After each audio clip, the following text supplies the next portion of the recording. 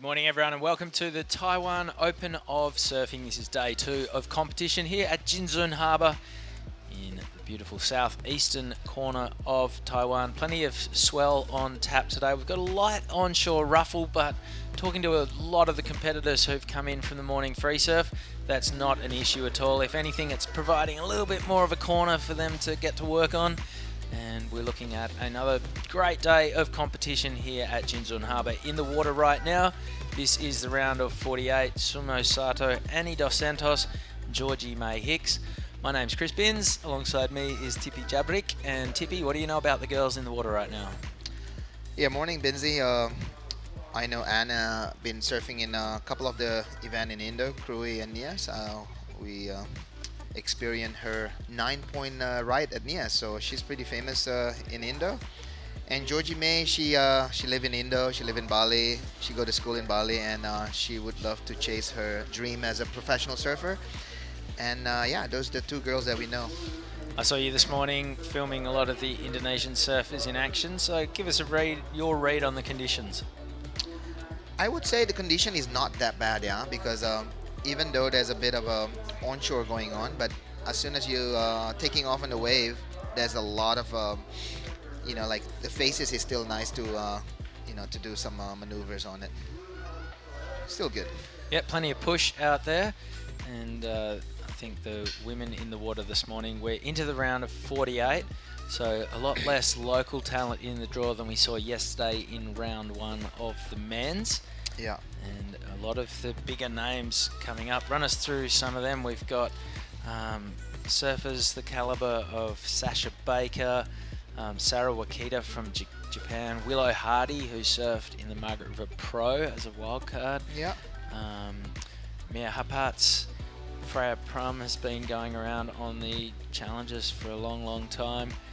Before we get into the round of 32 is when some of the bigger names or the higher seeds, Ellie Harrison, Holly Williams, Philippa Anderson, Paige Harab, Shino Matsuda, that quality of competitor joins the draw. But we're going to see plenty of strong performances today. We have 8 4-surfer heats on the roster, and we have round 2 of the men and women both on standby as well. And there's a lot of surfing going down in the warm-up just then, so yeah, no shortage of waves and lots of surfers getting their feet in the wax. Yeah, as we can see here, Anna Dos Santos opening with a 3.9 and Georgie May have a 3.3. So still early in the heat. We have 25-minute heat, and we still have 21 minutes to go. So here we go, a replay from Georgie May. She's wearing white today. Just a check turn right there. Can she do something big on this section here? So yeah, that was Georgie May's replay. That was a 3.3.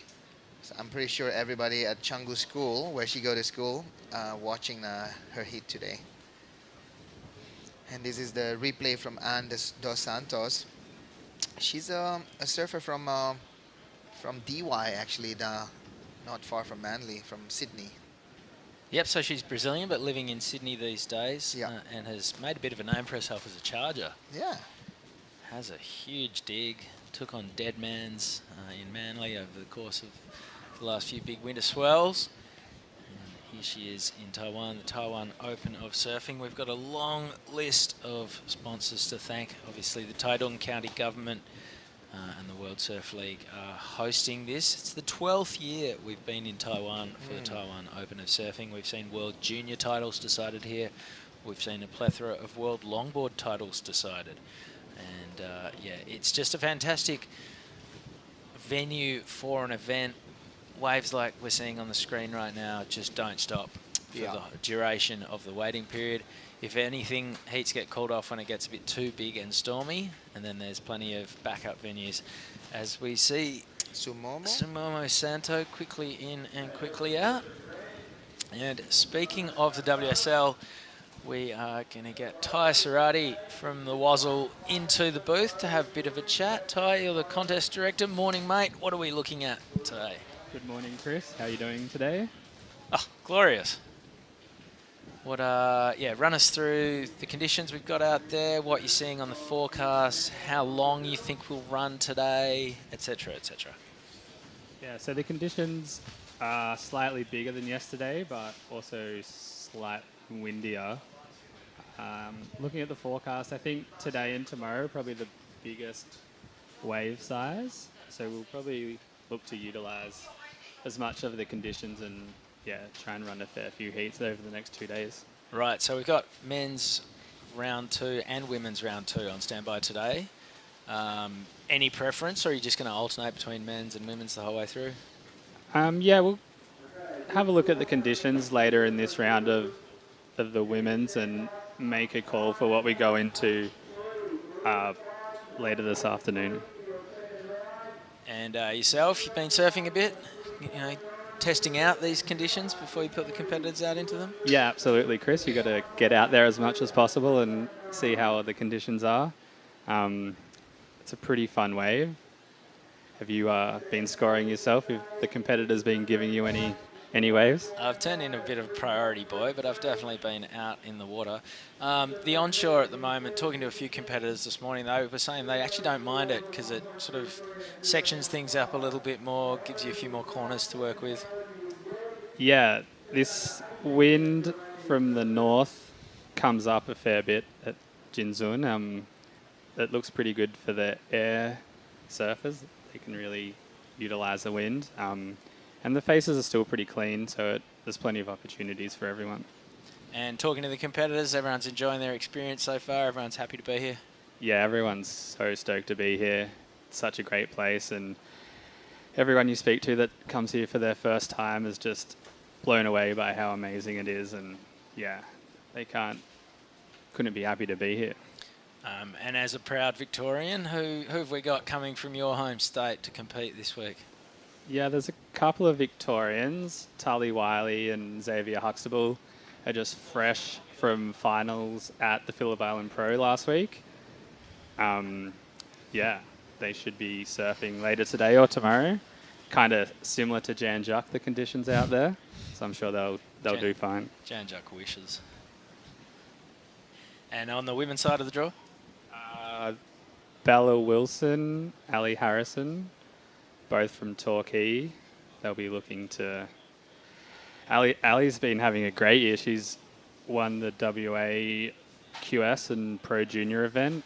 She's qualified for the World Juniors. So, yeah, I'm sure she's looking to earn some more points at this event and look to qualify for the Challenger Series next year. Yeah, very generous of Western Australia to fund Ellie's trip to Taiwan and push her into the World Juniors. Yeah, thanks to Surfing WA and Justin Majax for that. Yeah, Justin got in last night, so he'll be joining us in the commentary box this week. And he's echoing the sentiments of everyone who turns up here in Taiwan for the first time. Just can't. I think we all have this image in our head of what it's meant to be like, and then you get here and you're sitting amongst these, big, beautiful tree-covered mountains that run into the ocean, and there's tropical water and waves everywhere. It's pretty good. All right, this is Sumo Santo again. That's not going to be a score she'll want to know about. Annie Dos Santos got a 5.83 for her opening wave and a 3.9 for her second wave. She is currently sitting in the lead. And how many times have you been here, Ty? I think 5 or 6 times now, and yeah, still get blown away every time you come back at how good it is and how fun the waves are and how nice the people are, and the dumplings seem to get better year on year, which is hard to imagine. Yeah, well, we've got our routine down. We know every restaurant in town, but there's a few new ones this time around, so it's good to get out there and explore. Yeah, definitely. 我们在下周6日的时候啊，在金樽这边，除了这个正规的赛事之外，还会进行我们这个特别的邀请表演赛，有男子长板的复古板表演赛，还有女子长板复古板表演赛，还有更精彩的青少年的表演赛哈。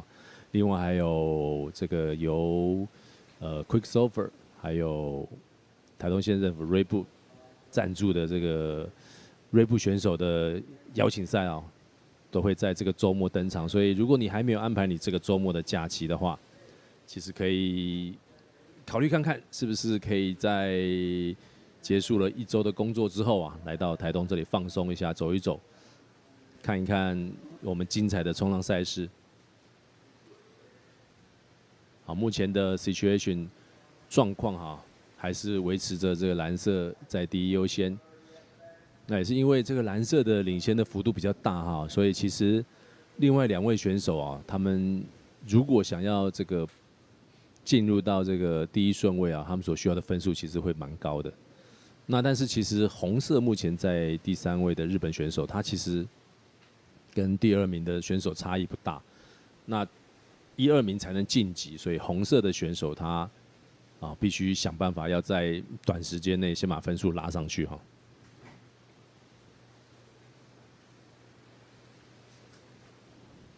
比赛时间还剩下13分钟，已经过了将近一半的时间。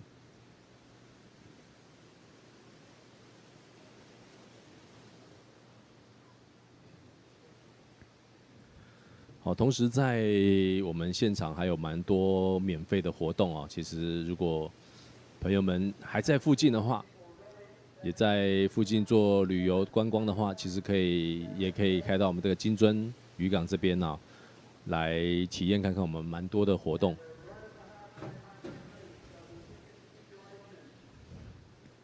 好，目前这个看得出来，海面上哈有一波一波的这个 swell 慢慢的靠近哈，所以选手们开始做一些移动。每个选手都有自己喜好的这个冲浪的方向跟位置哈，所以大家都会在海面上划水做变换位置，来寻找到下浪的浪头的位置。我们今天除了我以外，还会有另外一个冲浪的好朋友小蔡。Winston 一起在这边为大家服务。那贝贝呢，目前在外面 stand by， 他是 Heat 2的选手，所以他待会也会下水。嗨，大家好，我是小蔡。早安，小蔡。早。今天早上的浪况其实还不错，但是现在风况的话比较大一点哦。是渐渐的变大了哈，变强了，电风扇打开了哈。对。这个标准的9点之后，等一下风也是对选手的考验啊。不过我想，既然你身为一个职业选手，你就要有办法去克服这些状况啊。没错，因为比赛总是有一个赛事期间，你不可能每天顺风顺水。OK， 这边蓝色的，巴西的，对，巴西的选手哈，一个 Top 10之后，再第2个动作。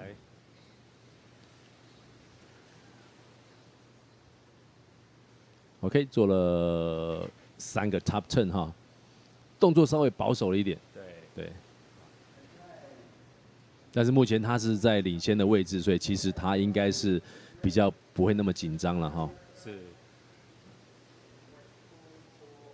今天早上我们其实小蔡也有下水，我们来先看一下这个当然重播。好，下去之后这边很快一个很棒，打在一个很棒的位置哈。Top 10之后，这边很有耐心的出来之后，再一个。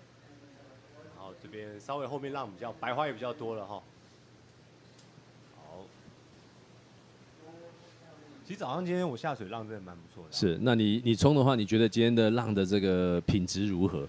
蛮有力的，蛮有力的哈。跟昨天比的话，今天比较有力。海流呢？海流强不强？一点点，一点点。但是现在风如果这么大，我想流一定也会变强了。所以选手他们在这个定位上可能也是。你就看他们一定会往画面的左边一直滑，一直滑，一直滑。哦，对，没错，他们往这个北边的方向哈。对啊。因为海流是往南流嘛。对，你还是会被这个风，因为今天现在这北风还是会被风带偏离这个浪头。那如果这个风况的话呢，我们等一下可以看一下这个浪选手是不是选右跑比较多呢，还是他们想要做左跑的进攻呢？因为如果这个浪一直来。那左跑你要出来，早上贝贝下去，他说要冲一道左跑，是，他就觉得很不好出去，他后来就想说先休息了。真的，其实就是定位蛮重要的啦。你如果冲到这个流的尾巴，然后再要逆流而上的话，其实有的时候上岸用跑的可能比较快哈。对，所以我想选手应该可能还是以右跑的浪为主啦哈。我们可以来。那你喜欢右跑左跑？我想要冲右跑，但今天下水左跑冲比较多，而且还抽到大的，我觉得把他们浪偷走。我觉得你左跑的水花比较大哦。可能是因为吨位比较重。啊，原来难怪。啊，其实我们今天的潮汐哦，干潮是在早上3点多，满潮是在10点多，所以现在大概在中间，是啊中间位，所以但是水是慢慢在满上来，对，所以可以预期接下来的浪可能会没有这么卷哈，嗯，潮汐的关系。哦，我们刚才看到蓝色的上一道浪的分数啊，又把它的高分又往上拉到6.00分啊，所以可以看到白色的选手，如果他要来到地面位置，他必须要一道单道浪要8.50哦，这是将近是完美 excellent 的分数啊，这个有点难度，真的有点高哈。是，哦好，哇，他很积极哈，在没有排位的地方，这边直接上去做一个语言区下来，哇，但是这个 move 蛮有决心的，对，蛮完整，蛮有决心的哈。是，而且他在领先的位置，他也不急，不会说想要保持着 priority 不下浪之类的，对，就是积极的下浪 ，keep busy 的策略哈。那这个目前日本选手这个 Sumomo Sato， 他应该我觉得他比较，他的 priority 跑掉，他是不是有下到浪？那我觉得他有可能，既然时间不多，他需要一个1.53，其实对他来讲不是太难啦。那他应该是有耐心的等他要的浪，就不会一直积极的去尝试。他会不会是也在等这个白色选手 priority 用掉之后，也有可能他再来跳哦？但是要是我的话，我可能会先弄个2分，对，先让自己心情平复一下。刚刚巴西选手这边一个巴登特下来之后，直接上白袜，这个 fin 后面板子都已经咬不住了哈。这个下浪的点很漂亮哦。我们看到红色日本选手哈，他的背向再卡摆回来。所以这个一定有1.53分呐，绝对没问题啊，很有耐心的等。啊，这道浪，处理的还不错哈，蛮完整的，冲的蛮远的。对啊，这道浪应该也有可能是他的单道最高分吧？哈，有没有机会？看看我们今天裁判的给分的标准，这边看一下，这边很有耐心的先回白花位置，等到后面浪壁形成之后上来这边做一个 top turn， 好，连续几个 car back 的动作哈，所以感觉似乎没有找到一个很 critical 的地方做一个 snap 哈。浪其实感觉左跑的浪壁没有那么卷，那么勾啦，没错，所以他比较有耐心，就是尽量把他的动作，做多做长，把这道浪冲得比较完整。是，这也是一个蛮好的策略，因为他需要的分数其实也不高，他只需要一个1.53。那这道浪其实我们看到3个4个的动作，完整度不错，然后有一个强而有力的结束动作哈。所以我们现在看一下我们白色的这个来自我们英国的选手。英国队这次会有英国的选手来参赛，也是蛮意外的哈。但是他的 QS 积分区还是在亚洲，所以他有可能像比如说巴厘岛的 Kian Martin， 他们是 long stay 在巴黎。OK。 People flying around the world, they need to, when they come here and they can learn something like new culture, new way of, I don't know, what do you call that, like dealing with, we have a lot of plastic problem in Bali, in Indonesia, so to come here and learn something about this is like something to learn. Yeah, so they are called Chilu, slippers made from recycled bottles, and yeah, next year I might have to compete just so I can get myself a pair of new slides. I told you yesterday, Vinzi, there's one spot are open on my heat. There could be a good battle between you and the local guy. Yeah, anyone else's heat but yours, to be honest, Tibi. All right, we are inside the last 5 minutes. Annie Dos Santos has a 6 and a 5.83. Sumomo Sato is chasing an 8 for the lead. Georgie May Hicks needs a 4.23 to go from 3rd to 2nd and keep her Taiwan Open of Surfing dreams alive. Here we go on the screen right now. Georgie May just scouting the, I don't know, what do you call this, like a lot of chop in the water, but still. And Dos Santos find some jam on that chops. Yeah, you got 25 minutes. There's only another couple of ladies in the water. plenty of opportunity. You just want to stay moving, I think, out there. I think so. You know, with this wind is pushing the position a little bit. You need to always reposition yourself, as you can see now. That's our contest area. And you know, you'd know from surfing it as well. It's the peaks really shift around. Yeah.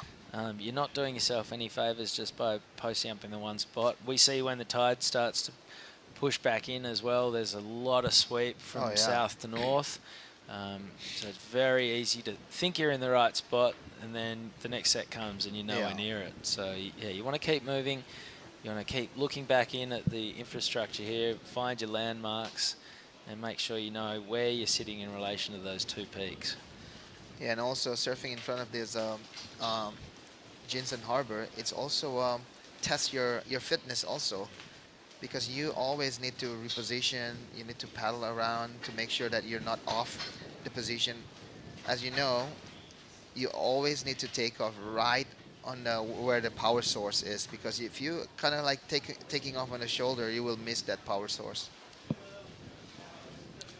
Okay, 2 minutes 45 to run.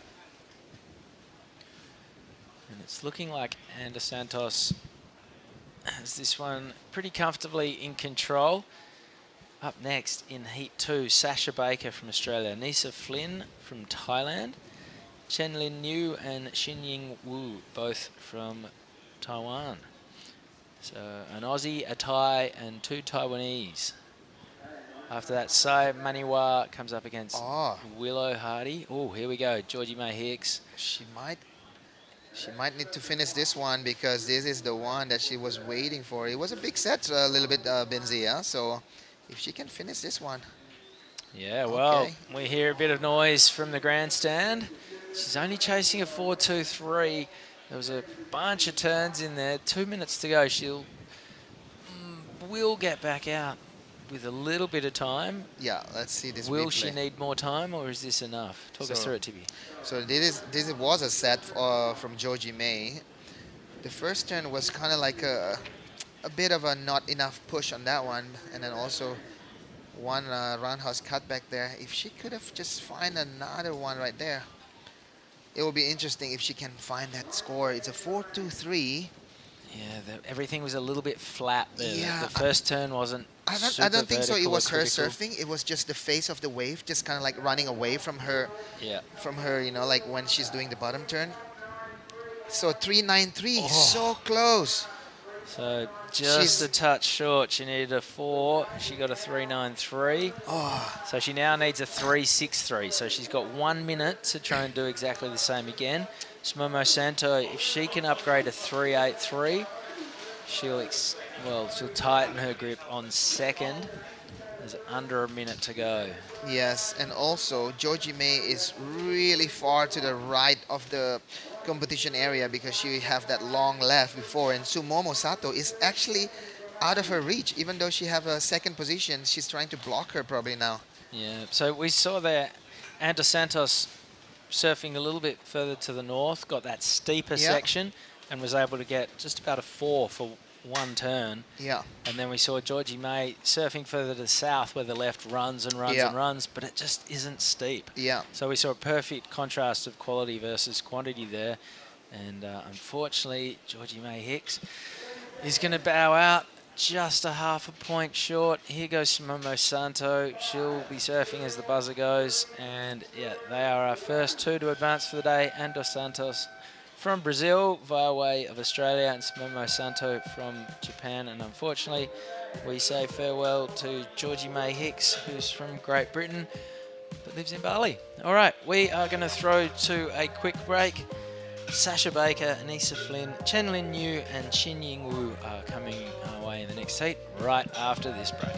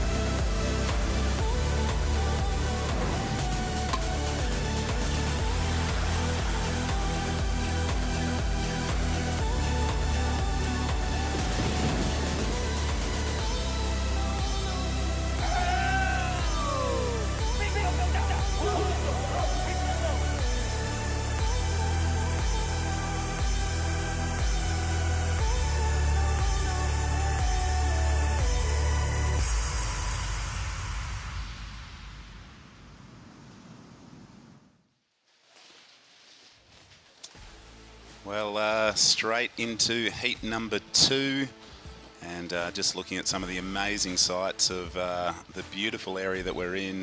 This is my first time here, and flying over the island of Taiwan yesterday. It was just amazing scenery, and it's warm, it's tropical, and we're here for the opening round of the women's. As we see on screen, a really diverse heat draw, lots of nations being represented.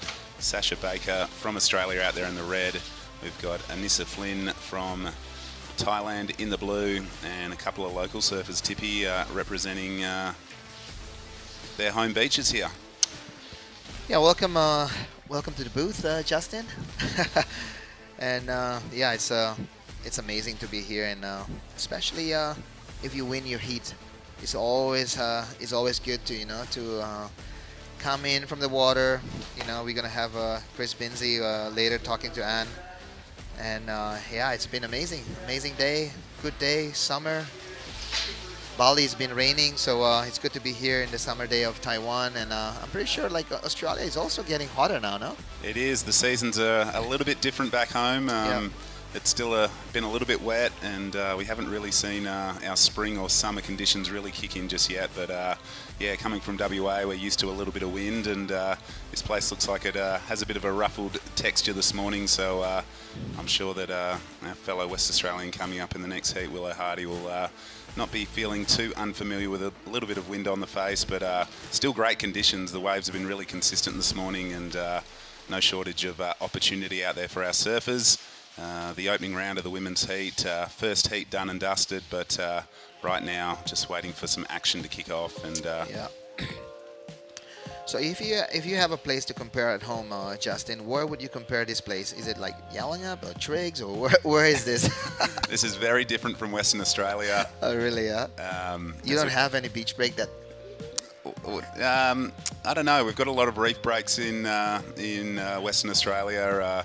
So this is like a perfect sort of little multiple random peak. It's over cobblestone, so we don't really have too many cobblestone sort of setups like this place. But for me, what would it compare to? Maybe Engine Up Car Park in Yallingup, just sort of like the right and left-hand peak that's on offer. It's definitely not like WA, Tippy. So okay, yeah. For me, it's a beautiful. We're going to throw over to Chris Binns, and he's with the round 1 heat winner. Thanks, guys. All right, Annie Dos Santos, congratulations on the heat win. Run us through the conditions out there. Yeah, they're super fun waves. There's a lot of peaks out here, so it's really good. We have a lot of opportunity, and I was just stoked to find a couple of peaks and be able to show my surfing. And is this your first time to Taiwan? Yeah, it's my first time, and I really didn't expect it to be like this. Like, it's so beautiful. I feel like it's got like an Indo and Hawaii mix at the same time with all the mountains, and I'm loving it here. And tell us a little bit about yourself. You're Brazilian, but you live in Australia? Yeah, so I was born in Brazil, and I moved to Oz when I was 8 years old. So been living there for a while now. My dad still lives in Brazil, and it's good to have like 2 different backgrounds, because I feel like I just always saw the world from 2 points of view, like 2 completely different countries. So it's really cool. Like, it's something different, I guess. And yeah, I'm really stoked to be here. Now, I've seen some photos of you in magazines and online charging huge waves at Deadman's in Sydney. A bit different out there today. Yeah, it's different, but I mean, I love surfing. I love all the parts of surfing, like small or big, and I feel like each little bit excites you in some way. So really stoked to, always find a way to have fun. Where does your passion lie? Do you want to chase the big waves or the competition side of things? I feel I love both. I want to do both. Like, I want to surf big waves and small waves and like windy waves and all kinds of waves. I love surfing, so surfing and all. Well, this is a QS 5000. That's a lot of points. If you could win this, what would the goal be? Get on the Challengers and ideally the Championship Tour one day? Yeah, for sure. I mean, that's everyone's big goal. Everyone rips out here, and we've all got that one mindset to get on the tour. And yeah, if you win this, you get one step closer. So hopefully I can come close to getting that. What's it going to take for us to convince you to put an Australian flag on your board? I'm not sure. I love both places, so yeah. All right, well, congratulations. Great first heat win up, and I'm sure we'll be chatting lots more this week. Thank you. All right, Annie Dos Santos, guys. Yo.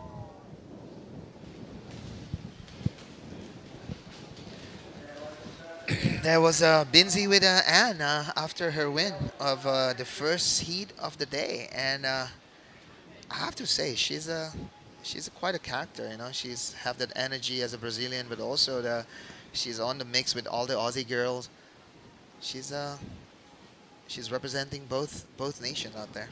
Yeah, she's got a foot in both camps, but yeah, she's a great young surfer. I've seen her in quite a few of your Indonesian events, Tippy, and she's getting around. She's building her ranking, and you know, this is a great opportunity, being a QS 5000, to bank some good points. So she'll be feeling really confident after that first win of the women's competition. We've had a few exchanges lock into the scoreboard, just minor scores. In the context of this, with just under 17 minutes remaining, it is our surfer in blue in the lead with a 3.0, Sasha Baker a 2.43, a 1.77 for our surfer in green, and just a really minor score for our surfer in white. But even here in the booth, you could hear the local applause and the cheering going on for the local surfers. It's a great surf community here in Taiwan, and Taitung is a beautiful place, like I was saying before. So many cool little sort of beachside towns, and an environment that really embraces surfing. Yeah, for sure. I think one of the things that in Taiwan is, I think they're trying to self-sustain, you know, as a small country, because Taiwan is really famous for their export, you know, like their toys, their, you know, like whatever, their technology, electronics. So it's quite interesting to see that you know, this past 12 years with, you know, Taitung County is trying to push surfing tourism through surfing, and that's what the world has been doing. Even in Margaret River, it's part of tourism. Yeah, massive part. It's so cool to see how surfing has evolved, and all these far-flung little places that you never thought even had waves are now hosting internationally rated events, and bringing surfers from right across the world here to compete for not only points and important prize money, but yeah, a QS 5000 for the women is a serious event. And all these ladies are hoping to get on the Challenger Series and then one day make the championship tour. But the pathway is laid out, and it's great to see so many local and international surfers here competing in these really highly contestable waves. Oh yeah, for sure. If we're talking about other high-level sports, I think surfing have the hardest pathway to become the elite. You know, they only take 10 new men's, and then maybe like another 10 for women. So it's a tough competition out there. It certainly is. You look at how many competitors you know, surf and how many mix it up. It's a really tight field that is battling for that top spot on the CT. As we see Sasha Baker, nice opening slash on her backhand, throws it a little bit more vertical there. So I think that's going to be the best number of this heat so far. She was in second, but I don't think she'll be there for very long with 14 and a bit minutes on the clock.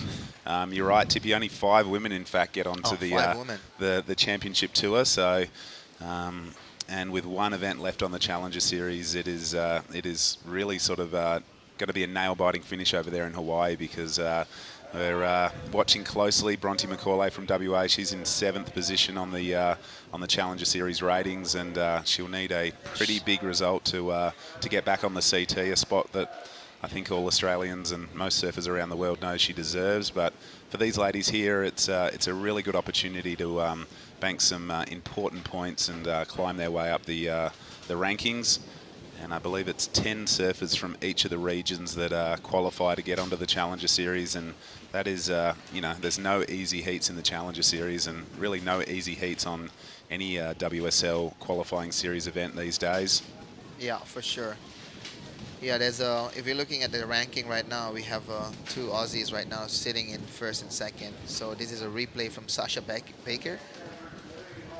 Do you know where Sasha is from? I'm pretty sure she's from the Gold Coast. Okay. She came over and competed in WA at our Pro Surf Series a few years back. As you see, one of our locals up surfing here in the green. Incomplete manoeuvre there, but she has now got 2 scores on the board, which is all important, because it is each surfer's top 2 scores that go into their final combined total. And obviously the top 2 combined totals will move through to the next round. Yeah, and also as we can see on the screen, so in white that's Bebe New. So Bebe is the one of the local legend here. She's the one who's been helping us a lot in the beginning when we came here in, early days of this event. And this event actually started as an invitational event Wow. that the late Mayor Huang, created this event for tourism, and they invite like a lot of people from all over the world. And Bebe is the one that host everybody here and show us where to go, where to eat. And now she's in the water. She's wearing white. That's Bebe. She's actually a longboarder, but for her to be in the water with 3 other girls, I think she deserves it. Oh, that is so cool. Yeah. And local surfers and icons are so important to establishing events of this nature and building their status. I can't believe that this is the 12th year of the event here in beautiful Taiwan, and you've been here many times. This is my first time, and I'm certainly glad I've ticked it off my bucket list. I'll be coming back for sure. The water's warm, the food is amazing, and a really vibrant city and a lot going on. But the coastline is just untouched. I don't know, the backdrop here in the harbour is just stunning. Yeah. And it's great to see local surfers getting their opportunity to represent their hometown and also their nation. As we see the scores there, Sasha Baker, as we said, a 4.17, the best number of this heat so far. She wants to get rid of her 2.43 to extend on first place. The requirements are pretty low, so right now this heat is well and truly alive. You can see only a 3.61 required for blue to move into first place.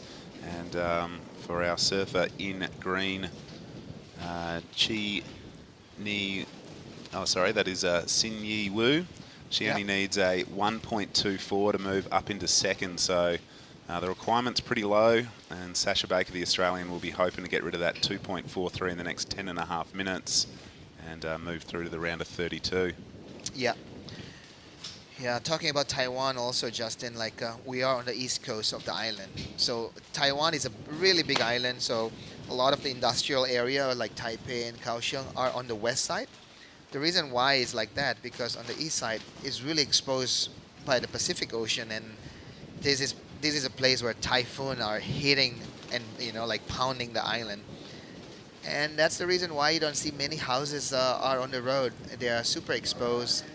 We every, I don't know, like 20 kilometers, we're gonna find like a small village, but after that it's empty again. So it's super scenic drive actually. Yeah, this morning it's about a half an hour to 40-minute drive down here to Jinzun Harbour from where we're staying. But I just couldn't believe the coastline, and like you said, a few small villages pop up here and there. But I can imagine when the typhoons are roaring through, it's probably not a place you want to be too often. But right now, here we see, can't quite get to her feet there. That's not going to be a scoring opportunity for our surfer in white. But yeah, I'm just amazed. I'm from the west coast of Australia, so the early morning glare was cooking my eyes this morning. It was pretty glary out there, but I'm glad a little bit of cloud cover has moved over and we can clearly see the surfers and the colours nice and easily now. Yeah. In West Oz, usually the afternoon you get the glare, but here is the early morning one. Exactly right. Yeah. So I definitely reached for the sunglasses early this morning. It was definitely bright, but some amazing free surfing going on. A lot of girls testing out the equipment and the conditions, and you can see here Blue having a look at a left-hander, a really good wave. Wow. So this is Anissa. She's from Phuket. I'm pretty sure everybody in Thailand right now are also cheering for her, giving all the supports for this young Thai surfer. Anissa is actually our Asian champion for a while. Like a couple years ago when we did the Asian Championship Tour, Anissa was only a 14-year-old girl winning the event. So she's been out there for a while now. Wow, well, she's got a good technique. You can see that strong bottom turn and really thrust her board through the roof well there. And you can see she's banked another good number. So a little bit of an arm wrestle on between Sasha and Anissa for top spot right now, but Sasha Baker in the red. She's an experienced competitor.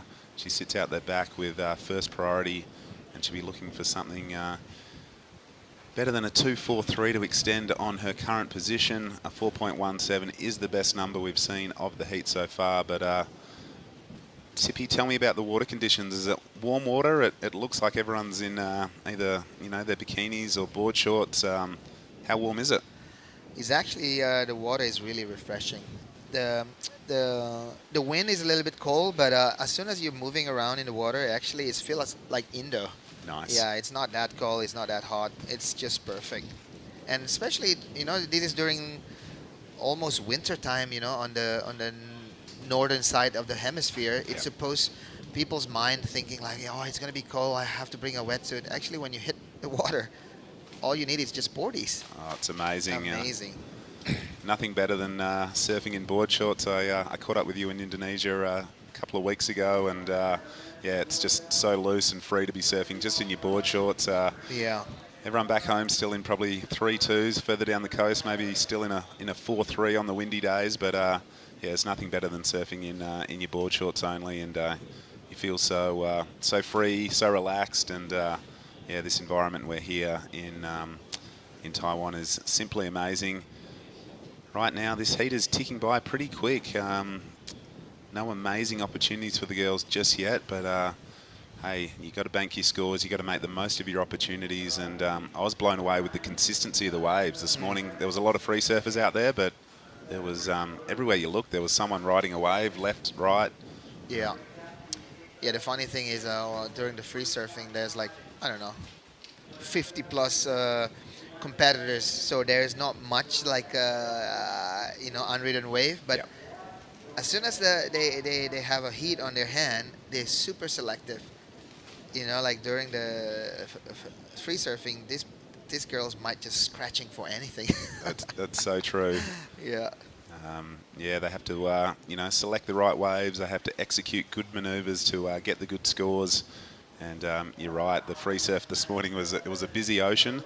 I had the first heat off. I was considering getting out there, but with some high-level male and female surfers from right across the world, I thought I might wait for this afternoon. Yeah, it could be more fun later because like the energy of the competitors are, like they lowered their guard a little bit, but because right now they all just want to practice, they want to, be in their zone, so it's a bit like high tension out there.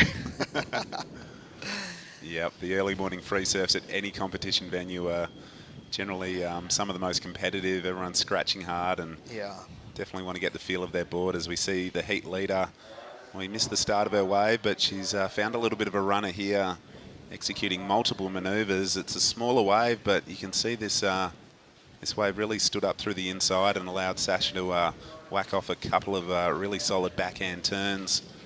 Yeah, actually that wave is delivering what she needs. Yep. She did like a couple of good maneuver on top of the lips. As you can see, here's one lip climb and then another one. Just keep connecting. I have to say this is a big one after this one.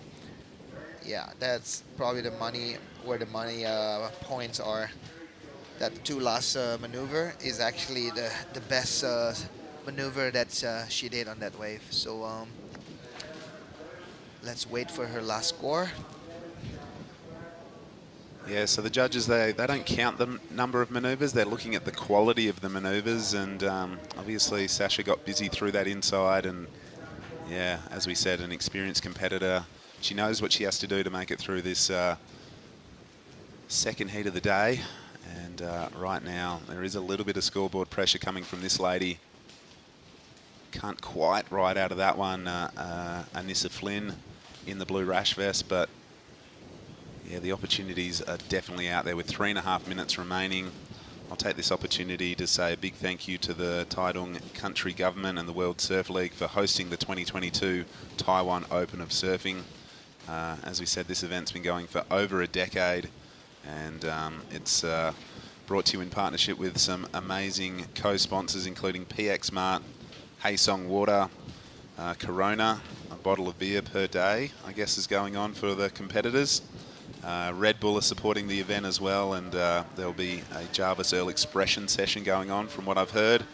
Quicksilver and Roxy, and as well as Chai Lu, who are supplying the recycled water bottles that are available in the competitors area. Yeah, so in the water right now we have Anissa Flynn. She's sitting in the 14 on the Asian rank for her QS campaign. So doing good on this event will push her a little bit up. But I have to say, all the top 10 girls are here, and most of them are from Japan. Okay.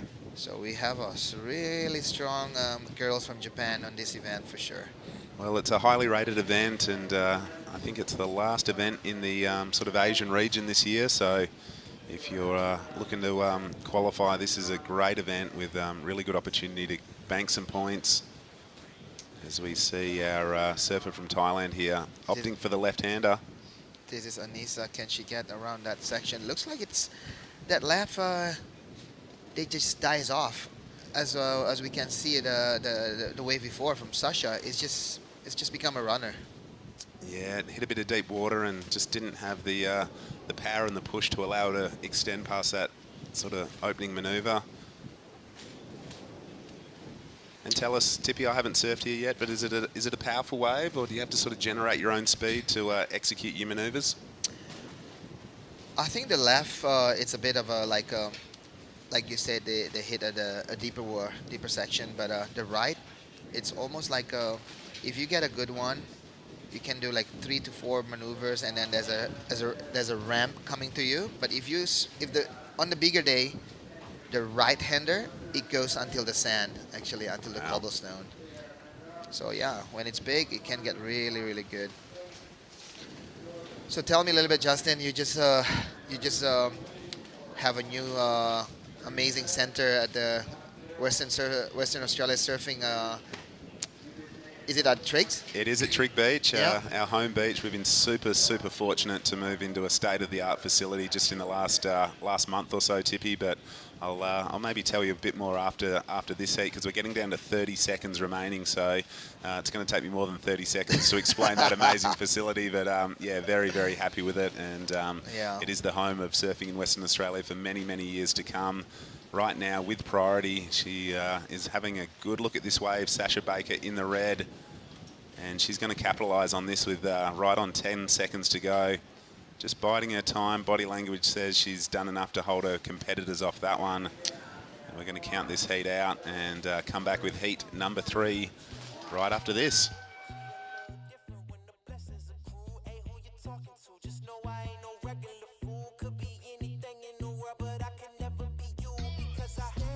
Like I'm on my tiptoes, baby. You think a little too small. I got big goals, baby. Ain't where the money at? Look, I just need the info. Pronto, I go and get it, split it with my kinfolk daily, and I'm the type of that might change my number on you. Yeah, that's how you. 有时候我们会观察那个树梢地面的摆动啊，或者是旗子，但是看不到最快最好玩的方法。你看口水它移动的方向，它就是我们地面风的速度在变高。等一下呢，我们要去的那个前点要当点标，深度蛮深的，所以我们都要检查一下哈，你的电脑表看看有没有进入最大明显的极限。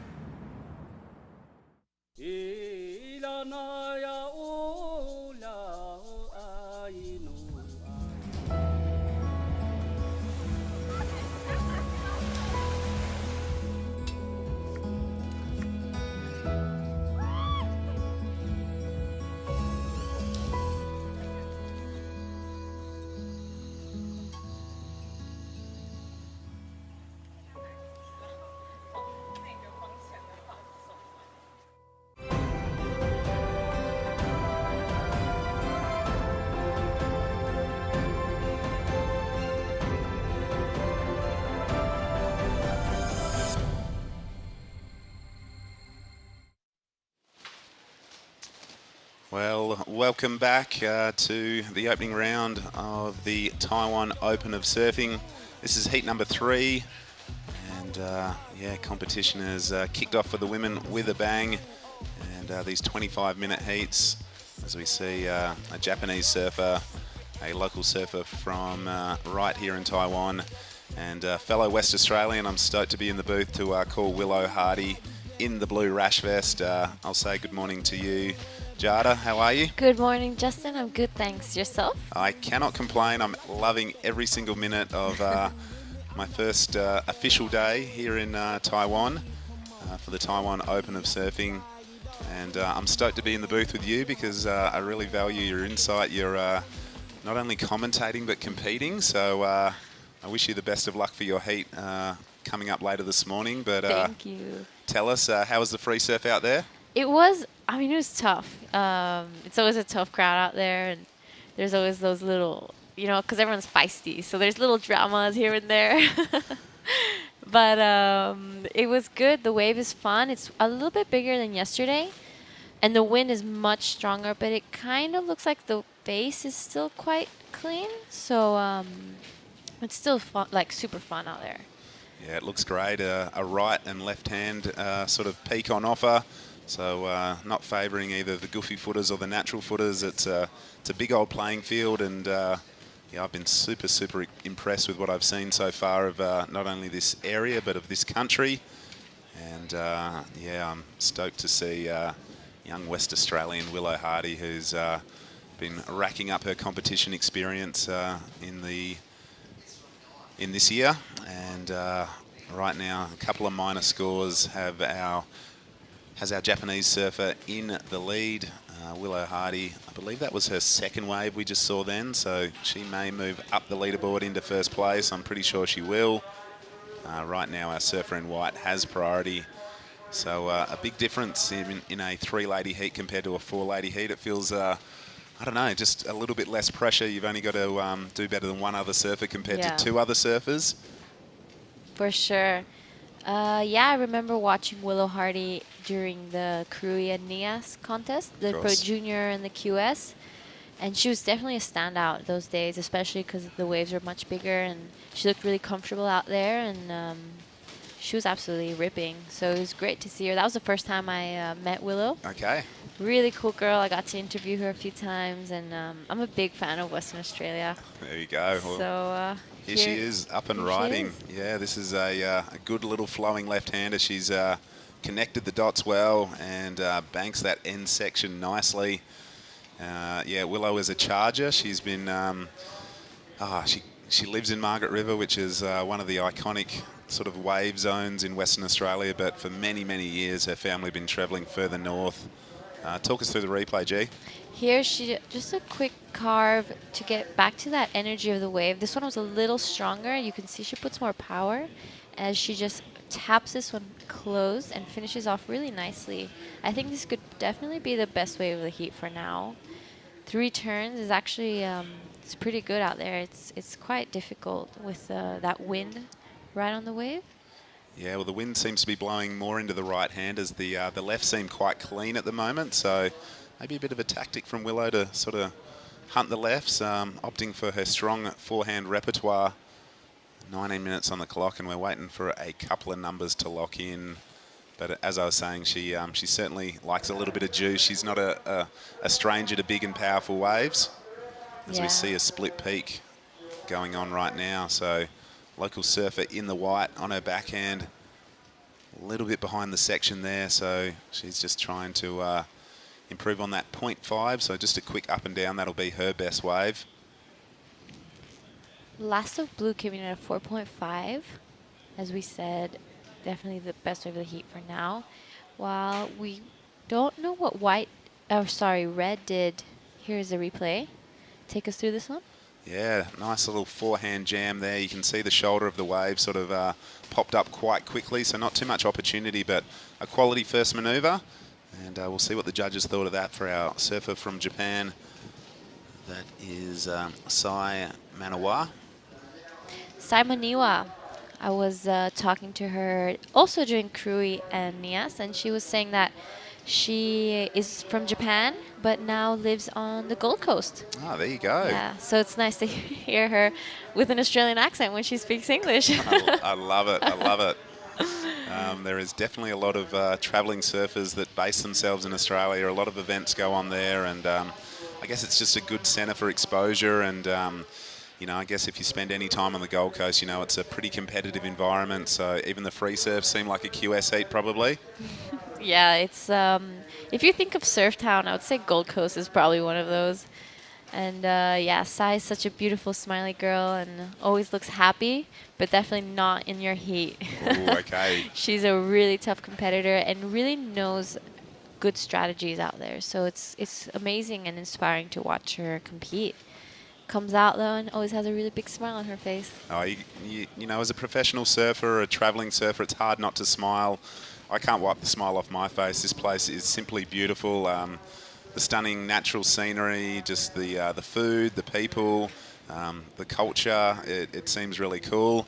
And on screen there is Gene Hardy. That is Willow's dad. He's a really supportive father and quite an able surfer himself. The Hardy family has got strong surfing pedigree. Gene's brother Ryan is a really amazing bodyboarder. His other brother Brett was an amazing surfer for many years, winning Australian titles and multiple state titles. So a big shout out to the Hardy clan. I'm sure that that Willow's mum and sister and probably half of Margaret River will be tuning into this heat right now, because this young girl is she is on a really steep trajectory to some amazing things, and she has been competing in so many different countries, in so many different events this year, and it's just great to see her here in a country that I don't think too many West Australians would get to. But yeah, I was stoked to see the heat draw and see the commentary roster, and I'm stoked to be here and calling her heat. So to everyone back home in Western Australia that is tuning in, good morning. We're in the same time zone as WA, so I haven't had to reset my watch at all.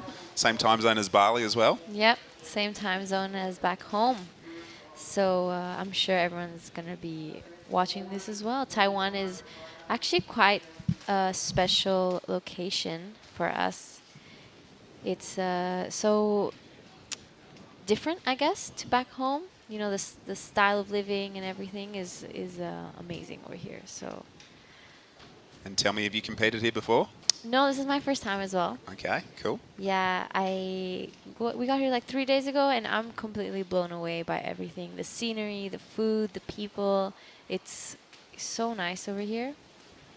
I'm sure you have as well. You got here last night. Yeah. What do you think about Taiwan for now? Oh, I've been here less than 24 hours, but so far so good. Yeah, just like you said, the scenery, the food, the people, everyone's super friendly and really welcoming. And yeah, I just never really even thought this place had waves. Obviously, this event's gone on for many years. I thought it was, sort of just a little bit seasonal, but everyone says that, you know, there's sort of waves all year round. Further to the south, there's waves, and yeah, I just love it. So we feasted out on a few dumplings last night and sort of gorged myself after a few days of airport food. So it was nice to enjoy some local food, and yeah, the flavours, the sights, the sounds of this city are amazing. But most importantly, we're here for a really important event, one of the last big events on the qualifying series for the ladies, certainly in this region. 5,000 points up for grabs here in this women's event, and that could be vital to seeing these surfers move up the rankings and into the Challenger Series for 2023.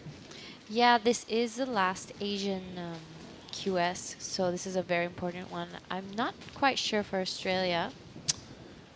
We've got a couple of smaller events going on. I know there's a wave pool happening down in Melbourne next month, but probably the big next event back in Australia is our Australian Junior Surfing title. So that'll be the first time that's run since 2019, and yeah, it's going to be really cool to go and check that out. We're going to Ethan Ewing's hometown of North Stradbroke Island, so that'll be great. I know Willow is part of the WA Junior Surfing team, so competition experience like this here in Taiwan is going to serve her really well for that big event. You know, Justin, I know you're a very big part of Surfing WA. Tell us a little bit about what the community is there and how it works. I'll certainly get into that right after we talk through Red's wave here. Get to that section a little bit late.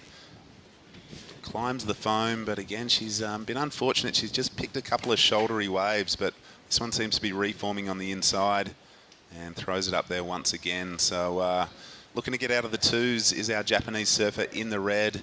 And I think the judges will have a good look at that. Nothing super clean or critical. Sort of felt like she was fighting the wave a little bit of the way, but at the halfway stage, she's in a pretty good position in second place with the local surfer chasing a pretty big number right now, a 4.10 for white to move up the leaderboard. Willow Hardy sits out the back in the lead and with first priority, which is where you want to be in any heat. You want to be in the lead and you want to have priority, so Willow has shaped this heat pretty well so far. But yeah, talking about home, yeah, Surfing WA is... well, I'll get you to talk through this replay first. Well, here's a replay of Sai. As you said, she's slightly behind on both those first two turns. You can see she really tries to get back out to the face of the wave. The wave doesn't have so much on offer, so I think she surfed it well for what that wave was. But she'll definitely be trying to improve on that. That's not something she will be wanting to finish her heat with. So, yeah, back to what you were saying. Yeah, so, yeah, surfing Western Australia. Oh, we're going to see a replay here of Willow. So the waves are starting to happen a lot quicker. She's on her backhand now. Carves through a strong first turn, waiting for something steep.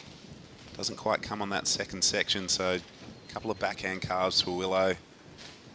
And yeah, I feel like the waves have just gone a little bit flat compared to what we saw in the free surfs earlier today, but still a really good sort of competition setting out there. And Willow's banked a 3.33, so she's improved her situation.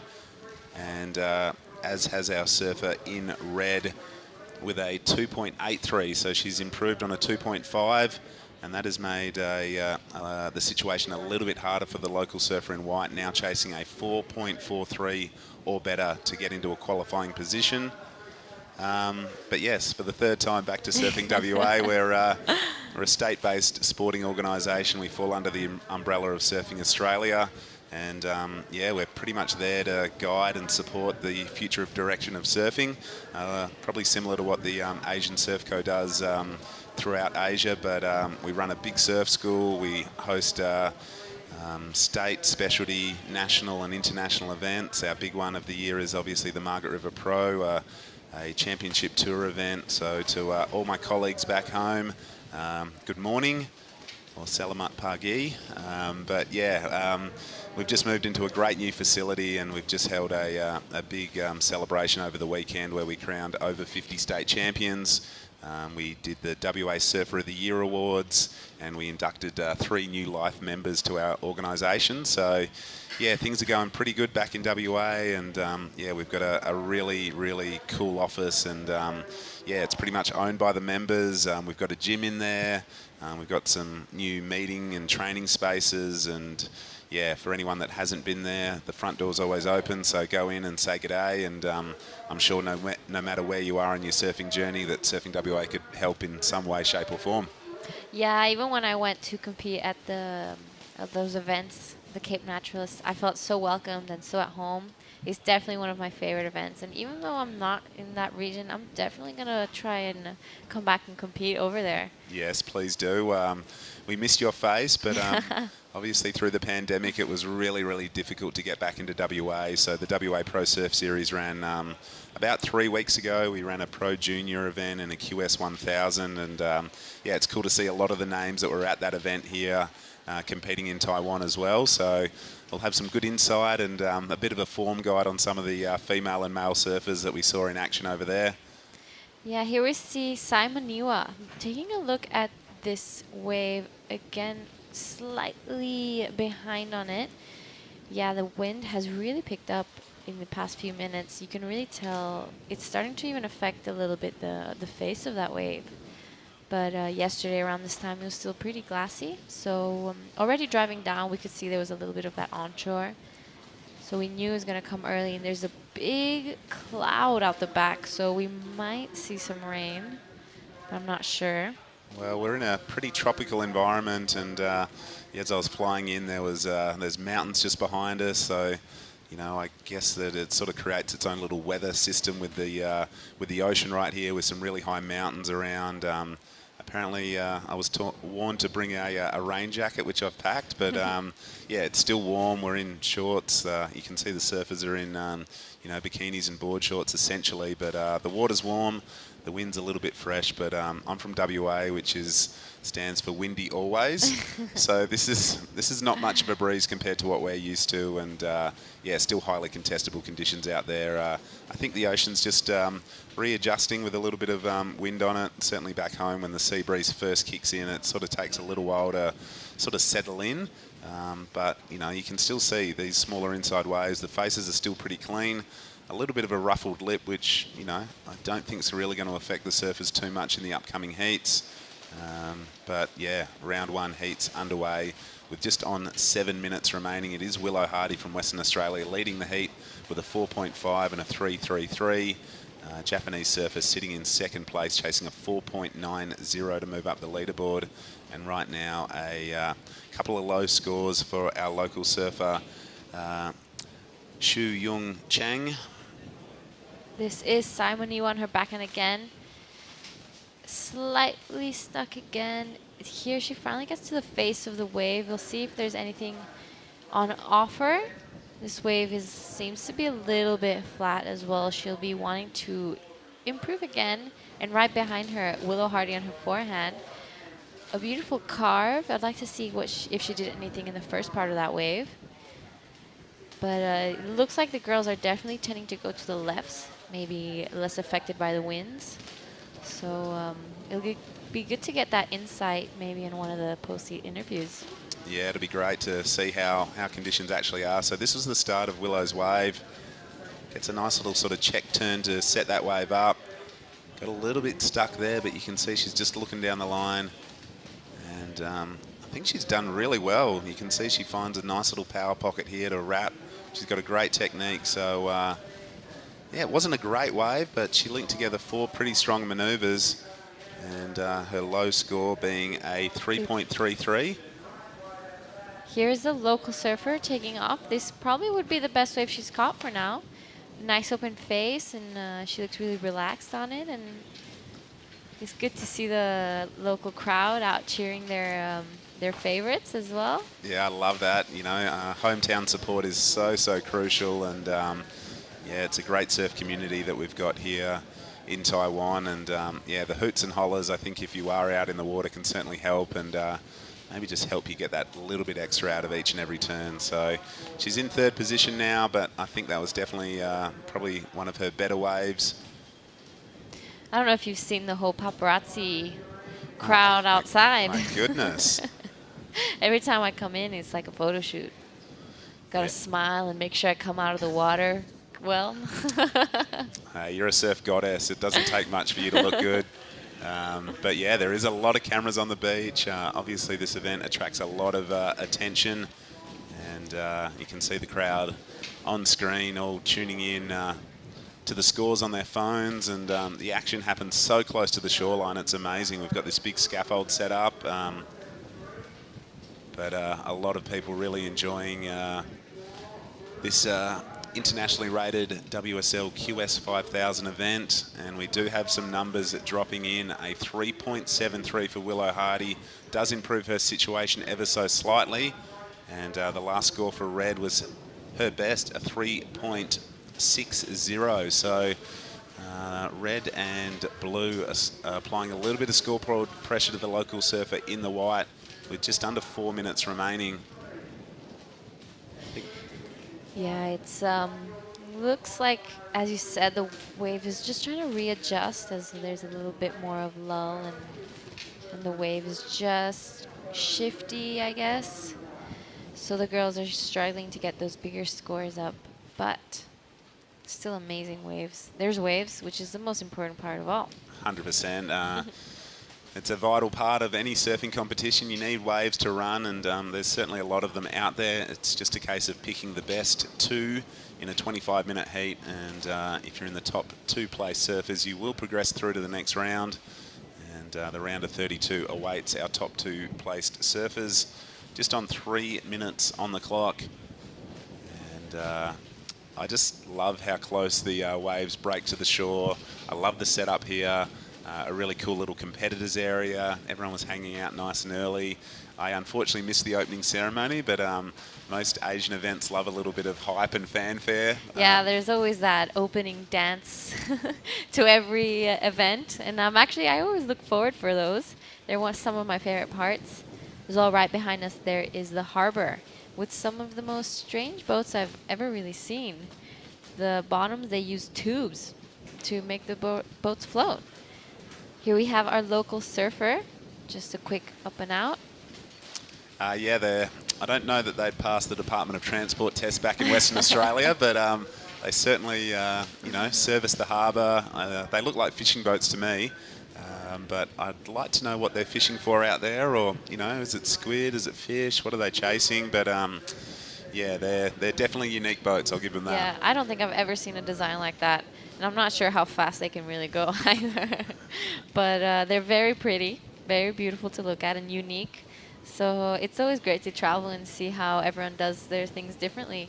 I agree. There's nothing better than coming to a new part of the world, experiencing new cultures, and just seeing how unique and different little parts of the world are. But for me, Taiwan is definitely somewhere I'll be coming back to. A bit of a mission from WA to get here. I think 3 flights for me to get here, and pretty much 18 hours worth of travel. But just loved it, and am loving it so far as well. So as we get to the back end of this heat, it has been entertaining. It's been great to see Willow Hardy putting in a really good effort to be holding down the lead pretty much from the get-go. Sai Maniwa has done a great job to hold down second, and right now our surfer in white chasing a 5.03 or better to move into the top 2 with exactly 1 minute on the clock. Here we see Willow taking a look at this wave, and she'll go right. So let's see if she can get around the section. A beautiful first turn from our surfer from WA. A second one just to wrap around. And as we get to the last 35 seconds of the heat, she will be keeping the first place. We'll see if the surfer in white gets another chance to try get that 5.03 she's looking for. Yeah, we haven't seen any surfers tickle the good range just yet. The judges are obviously holding those good numbers for obviously good waves, but right now it's just a matter of banking your best 2 scores. And here we go, maybe a last little second exchange here. Looks like this wave will count for red, so our Japanese surfer connects with a really nice opening slash. Can't quite bounce off that white water strong enough, so I look forward to having a chat to our heat winner Willow Hardy after this, and we're probably going to throw to a bit of a commercial break, and we'll be back soon.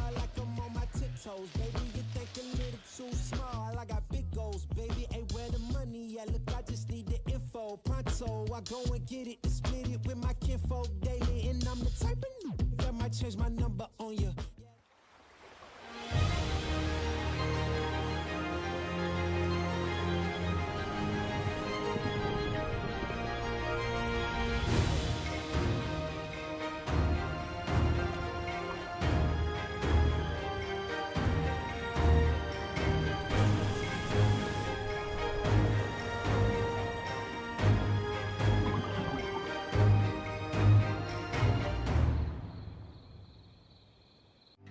在台九线长长道路上，一旁就是那无尽的海洋。Taitung Start， 旅行是一场灵感的捉迷藏。台东是个美丽的地方，也是个很真实的地方。一起来寻找新的方向。Taitung Start。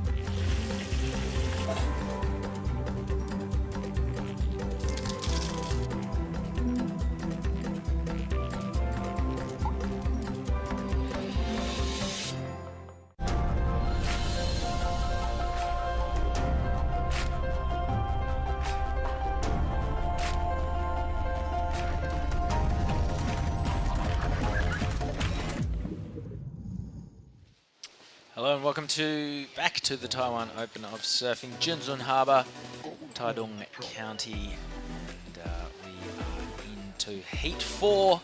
This is round of 48 action. Ladies' side of the draw in the water right now.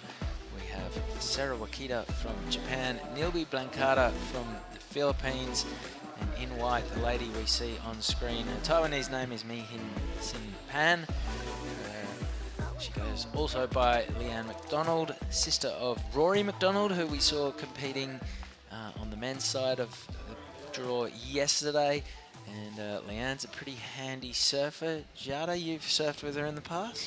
Yes, I have. I've surfed with her in Bingin quite a bit.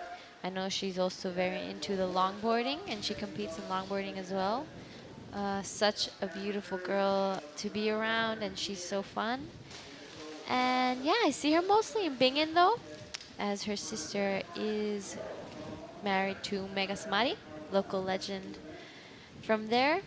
So it's nice to see her in this part of the world though. Yeah, on home turf. Yeah, she's been telling us all about the local restaurants we need to go to and kind of tour guiding. Mostly with my other Bali friends, Taina and Kailani. So I know they're all staying together.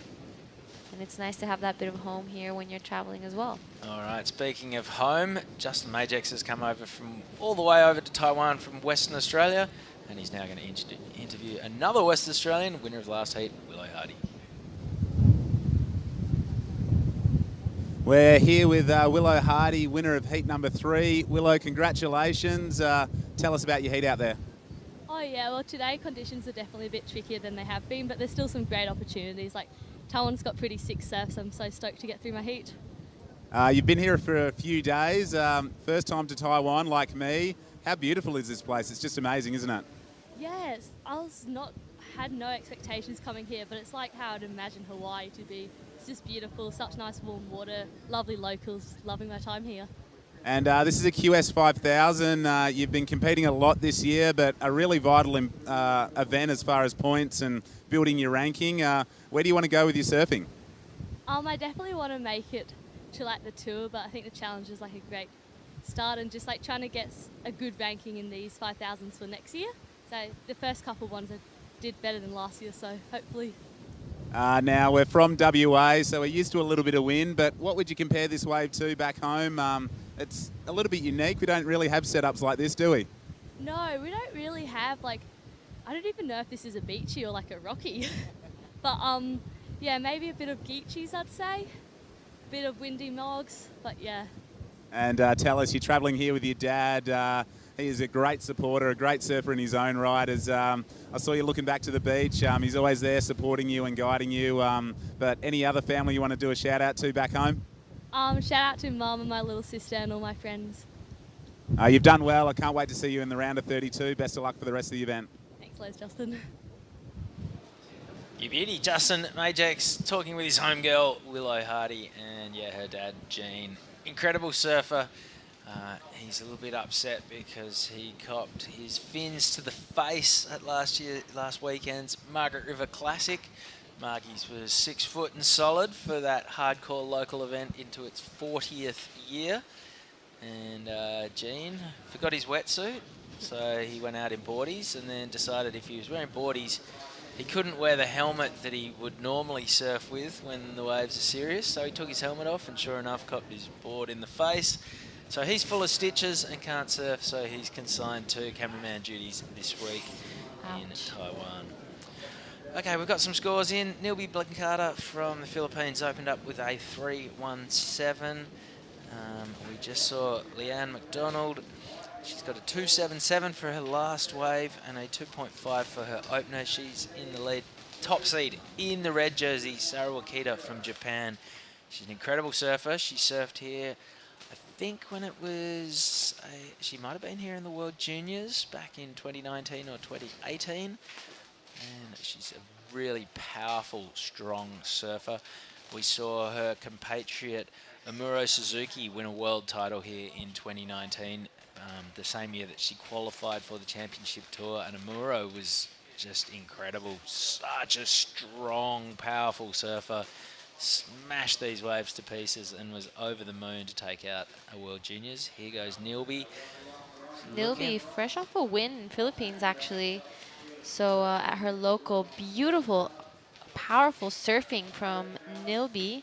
You know, her sister is definitely watching, and all the Philippines, as you know, a big part of their team is here, and they're all very supportive of each other. So it's great to see them around. They were definitely teaching me how to budots last time, local Philippine dance.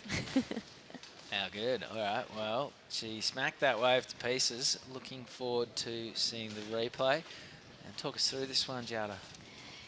So Nilby right in the pocket for that first turn and slashes it back to that power section for the second and third.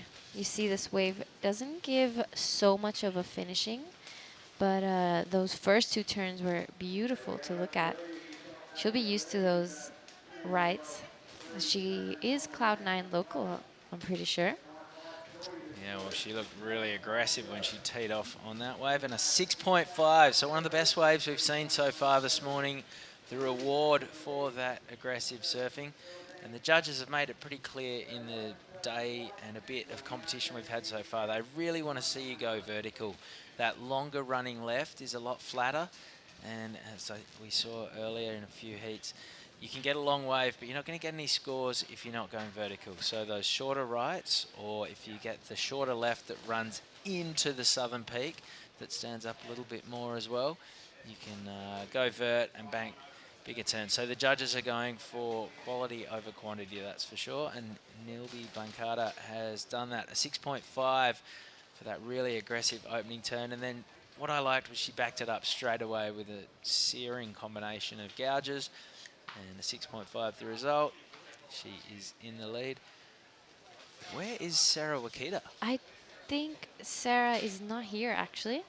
I heard Leanne making a comment earlier that she might have not showed, and it kind of looks as if that is so, because if she is, it's very strange that she would not have caught a wave yet, knowing how high level her surfing is at. Sarah Wakita is definitely one of the best surfers, women to come out of Japan, especially now.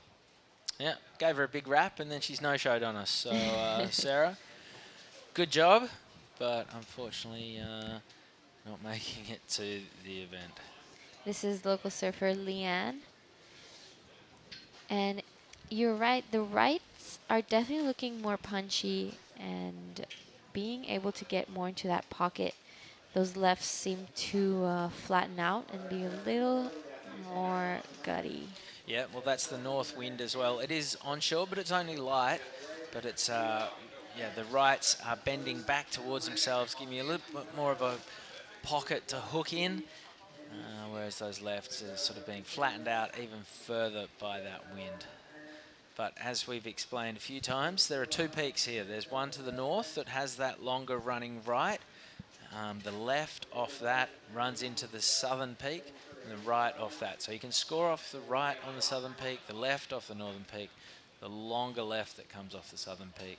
If I was a coach, I'd be advising against it today. Oh, you can coach me. You're up soon, aren't you? This is Yeah. heat 4. You're in what, heat? I'm heat 6. Heat 6, all right. Well, that's good insight. I'll yep. be... I'll take 10%, thanks. Consider that your first bit of advice.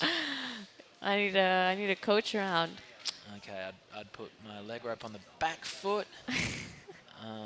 Wax has been an issue. I'm having all sorts of dramas. I can't keep wax on my board. It seems to get really slippery quite quickly out there. I think it might be, I got told there's a river mouth maybe close by. Okay, yep. Well, yeah, we cross a big bridge getting here, and I guess that feeds in next to the harbour. Yeah, we have the same issue back when I surf the river mouth in Canggu. If you don't put a lot of that foo wax on, you're definitely coming off. All right, we're at the halfway mark. 13 minutes to go. It's Nilby in the lead with a 6.5 and a 3.17, and Leanne McDonald sitting in second. But both of these girls will progress, so it's a bit of a walk through, bit of a trial run. Neither of them will be complaining, surfing these waves with just one other lady in the water is pretty ideal. We can see them giving each other plenty of room as well. Yeah, those free surfs have been pretty tough out there. You know, it's a crowd that everyone knows how to surf, so there's no waves going unridden, ever. It's like difficult to find your own space sometimes, but it's still super fun. So there are the two peaks in operation right now. That's Nilby to the southern peak and Leanne McDonald sitting to the north. They shift around a little bit, but they're pretty consistent in the way that they break into each other. And did you surf this morning, Jada? I did. I did have a surf this morning. But I was saying to Justin, there is always the people are quite feisty lately because everyone wants to win. Well, we've got some interesting characters on camera right now. Rory McDonald's in the bucket hat. That's his sister, Leanne, surfing. And the closest to us is John Mark Takong, otherwise known as Maramar. And he's from the Philippines, so no doubt he is supporting Nilby. And Maramar will be in action when round 2 resumes. And he just took a big win at Cloud9 on home turf. So, yeah, he's one to watch. He looks like a mini Oni Anwar. Everyone calls him Oni's brother. Yeah, they look really similar, but Jean-Marc's definitely like a slightly, I reckon there's about 1% less of him. He's shrunken down a little. Yeah, both very similar in their character as well. Very friendly, big smiles, long hair, Yeah. pretty flamboyant kind of dudes. Both come from beautiful places. Oni from Lakey Peak, Mama from Cloud9. Shagao. All right, speaking of Cloud9, here goes Nilby Blancada. She's found another wave. It's just going to be the one section, so she gets out of there. That wave was a bit of a waste of time, really. Might go into her top 2, but not going to affect the final outcome of this heat. 10 minutes, 50 to run. And yeah, as you mentioned, Nilby won Cloud9 as well. So the 2 Cloud9 champs in the house. And of course, this is a co-sanctioned event between the Asian region and the Australia-Oceania region, meaning that surfers from both of those regions in the WSL can come here and win points. So that's a great initiative, opens the door up for a lot more competitors to come and ups the stakes a little bit as well, raises the level of competition. Sure, I've been loving these co-sanctioned events. You know, Korean Nias was amazing as well, and you get to compete and see different talents and people, and it's much more international, so it's interesting to look at. Hopefully we'll be getting a lot more of these events in the future and in many other places as well. Yeah, I think the Aussies are loving it too. There's only so many times you can surf Bells and D-Bar, and here we are, Northern Hemisphere, boiling hot, dumplings for days. It's the best. No wetsuits. No wetsuits. I think I'm going to pull the vest out. I'm just sunburnt and rashed up. I've just been surfing too much, and I copped a couple of jellyfish last night as well. All right, here goes Leanne McDonald. She's got some work to do to find the open face. And there it is, one section, hammers that. And not much of a reaction from Rory, the bro, just watching on. Looks up from his phone quickly. Oh, yeah. Back to business. That brotherly sister love.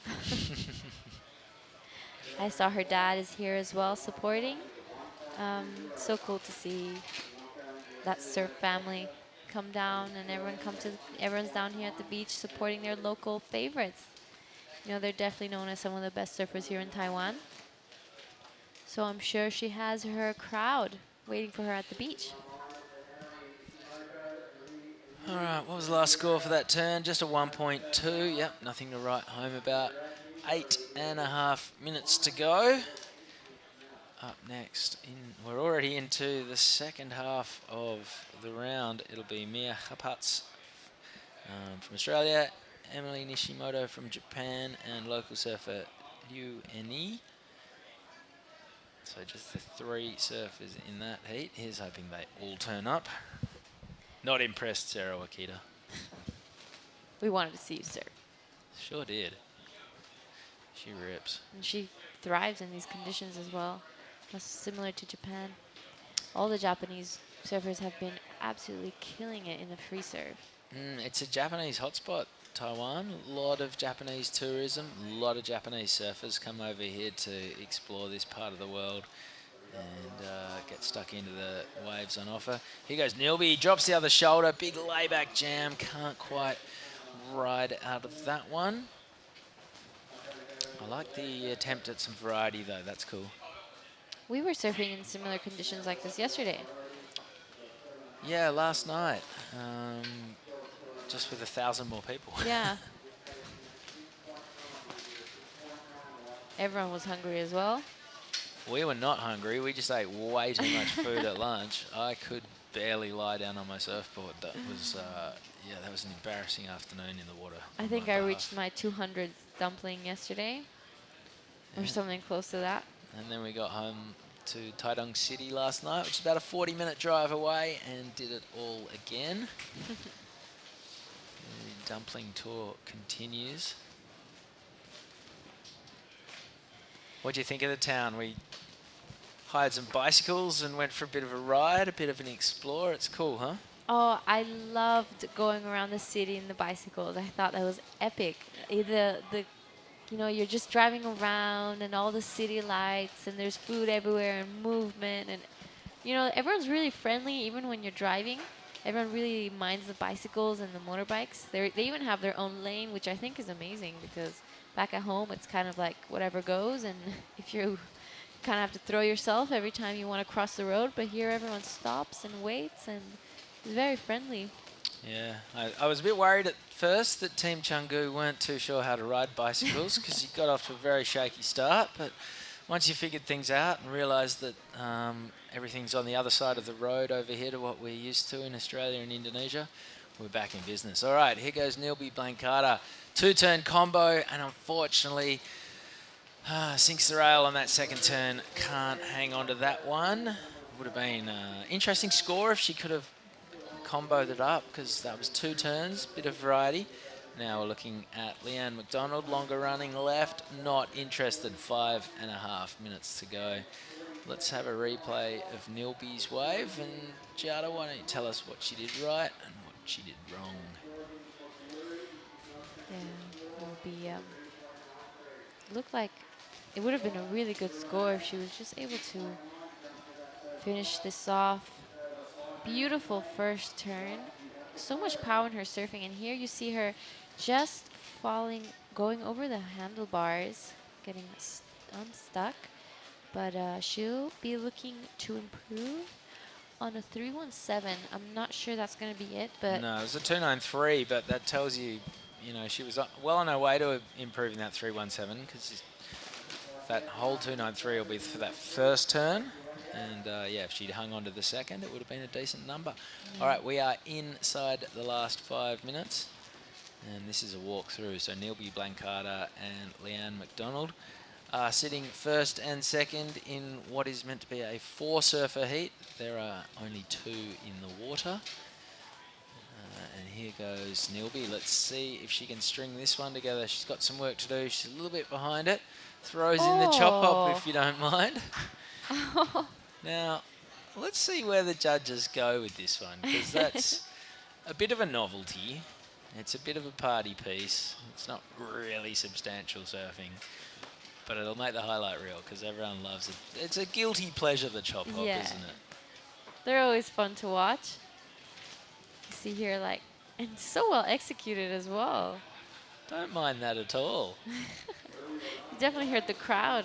She got a 1.9, so there you have it. A chop hop is worth 1.9 points. Oh, it wasn't the biggest one. I would have given that at least a 2. Well, there's a bit of a discrepancy. One judge has gone as high as a 2.6, and one's all the way down to 1.5. Oh, he wasn't impressed. They're a hater. I was pretty impressed. I didn't mind it. Especially you don't see it on the women's side of the draw so much. But yeah, yesterday driving those bicycles, I definitely a few times found myself trying to accelerate, thinking it was a motorbike, but it was not. Yeah, did you have a bell? No. Yeah, I felt like a bell was a necessity. Yeah, for sure. Getting people's attention. Otherwise, you're going to get run over. The other thing that's a little bit something you need to be careful of around here as well is that there's a lot of electric scooters on the roads, and you just don't hear them coming. Yeah. You pair that with the fact that the traffic's on the other side to what a lot of us are used to, and you can look the wrong way, and then all of a sudden this silent scooter just goes flying past you. Speaking of flying, Leanne McDonald is flying down the line on this one. Nothing coming of it, not to be. 2.5 minutes remaining. That's going to be a minus score. So I think you're going to get to go down and talk to Nilby and maybe get her to run us through the chop hop. Here she goes. That's a strong turn. Opens the shoulders on the first one. Unfortunately, just one and done, and she is out of there. That was a beautiful turn. It'll be nice to see what the judges will score it. You know, it was right in the pocket as well. Super powerful, but just one. So here is the replay. See her set up and hit that. Lets the fin slide a little bit. Well, it goes into a top two, a 3.67. So the judges did like it. They liked it twice as much as the chop hop. Now, that raises an interesting question because I could have done that turn. There's no way I could have done that chop hop. I don't know how to do chop hops either, so I'm actually with you on this one. I thought that chop hop was actually pretty epic.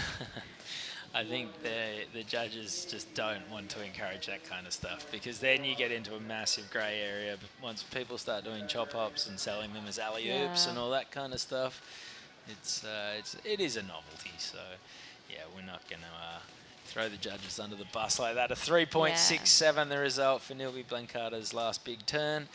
And that's a 10.17 total. Extends her lead. Leanne McDonald or Mei Sin Pan is chasing a 7.4 for first.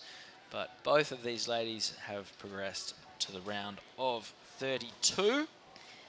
Yeah, they both just got a warm-up heat with no third person. So it was good to get that feel of competition before coming into the second round. Get rid of those first heat nerves that everyone always gets. Here we see Nilby maybe a little bit of a, victory lap, I guess. Yep. She did get the highest score of the day for now. Yeah, it was 6.5. Great score. 6.5, big strong turn, backed it up with 2 or 3 more down the line. And that has signed, sealed, and delivered her to the round of 32. She'll be joined by Leanne McDonald.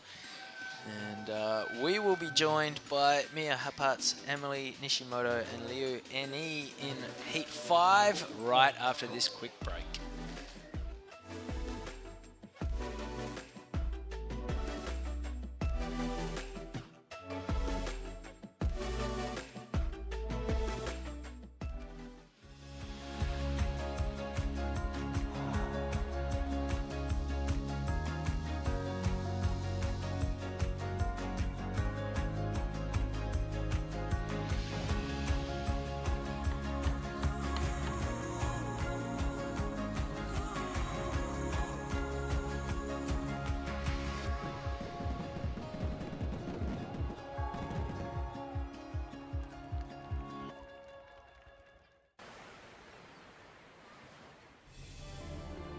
You want to embrace the true nature.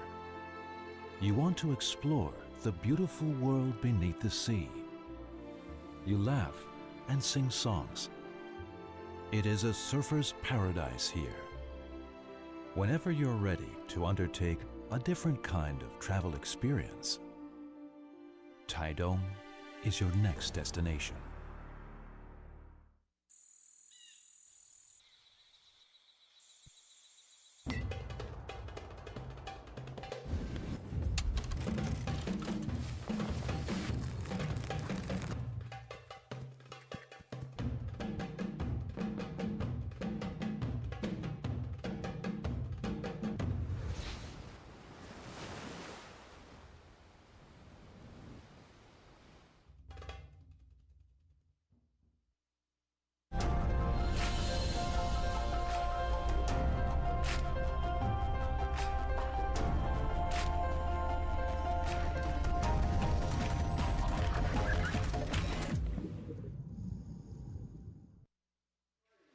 Welcome back to the Taiwan Open of Surfing. We're here at Jinzun Harbour in Taitung County in the southeastern corner of this beautiful tropical island. The water is warm. The waves are non-stop. This is Heat 5, round of 48 action in the red jersey. Mia Huppertz, who is from Victoria. I'm pretty sure she lives on the Gold Coast these days. Emily Nishimoto is in blue, and Liu Eni, the local Taiwanese surfer, is in the white jersey. I'm Chris Binns. Alongside me, my great mate Justin Majex, and you just got to have a chat with your mate Willow Hardy. Yeah, that was pretty cool, but a bit of a split peak situation going on there. As we see the local lass in the white. Bit of a cool little dismount there, but good to see the ladies off and running. But yeah, great to have a chat with Willow, and great to see her, you know, continuing her progression through the WSL ranks. And this is a really big event, you know, being a QS 5000. A lot of points and some great prize money up for grabs. But yeah, Willow and her dad Jean have made the trip from WA, just like we have, to be here. And my first time here.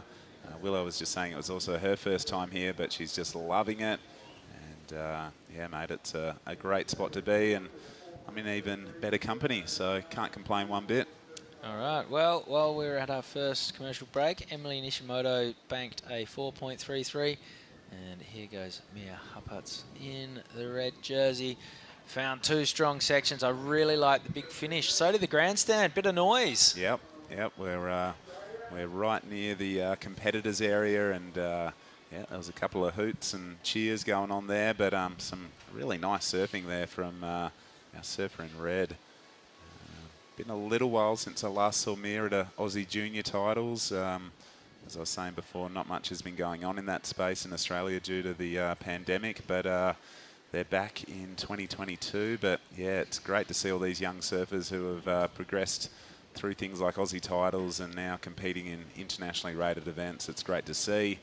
Speaking of internationally rated events, Nilby Blancata from the Philippines won the recent Cloud9 event, and she is down with Giada Lagarde to have a quick chat now.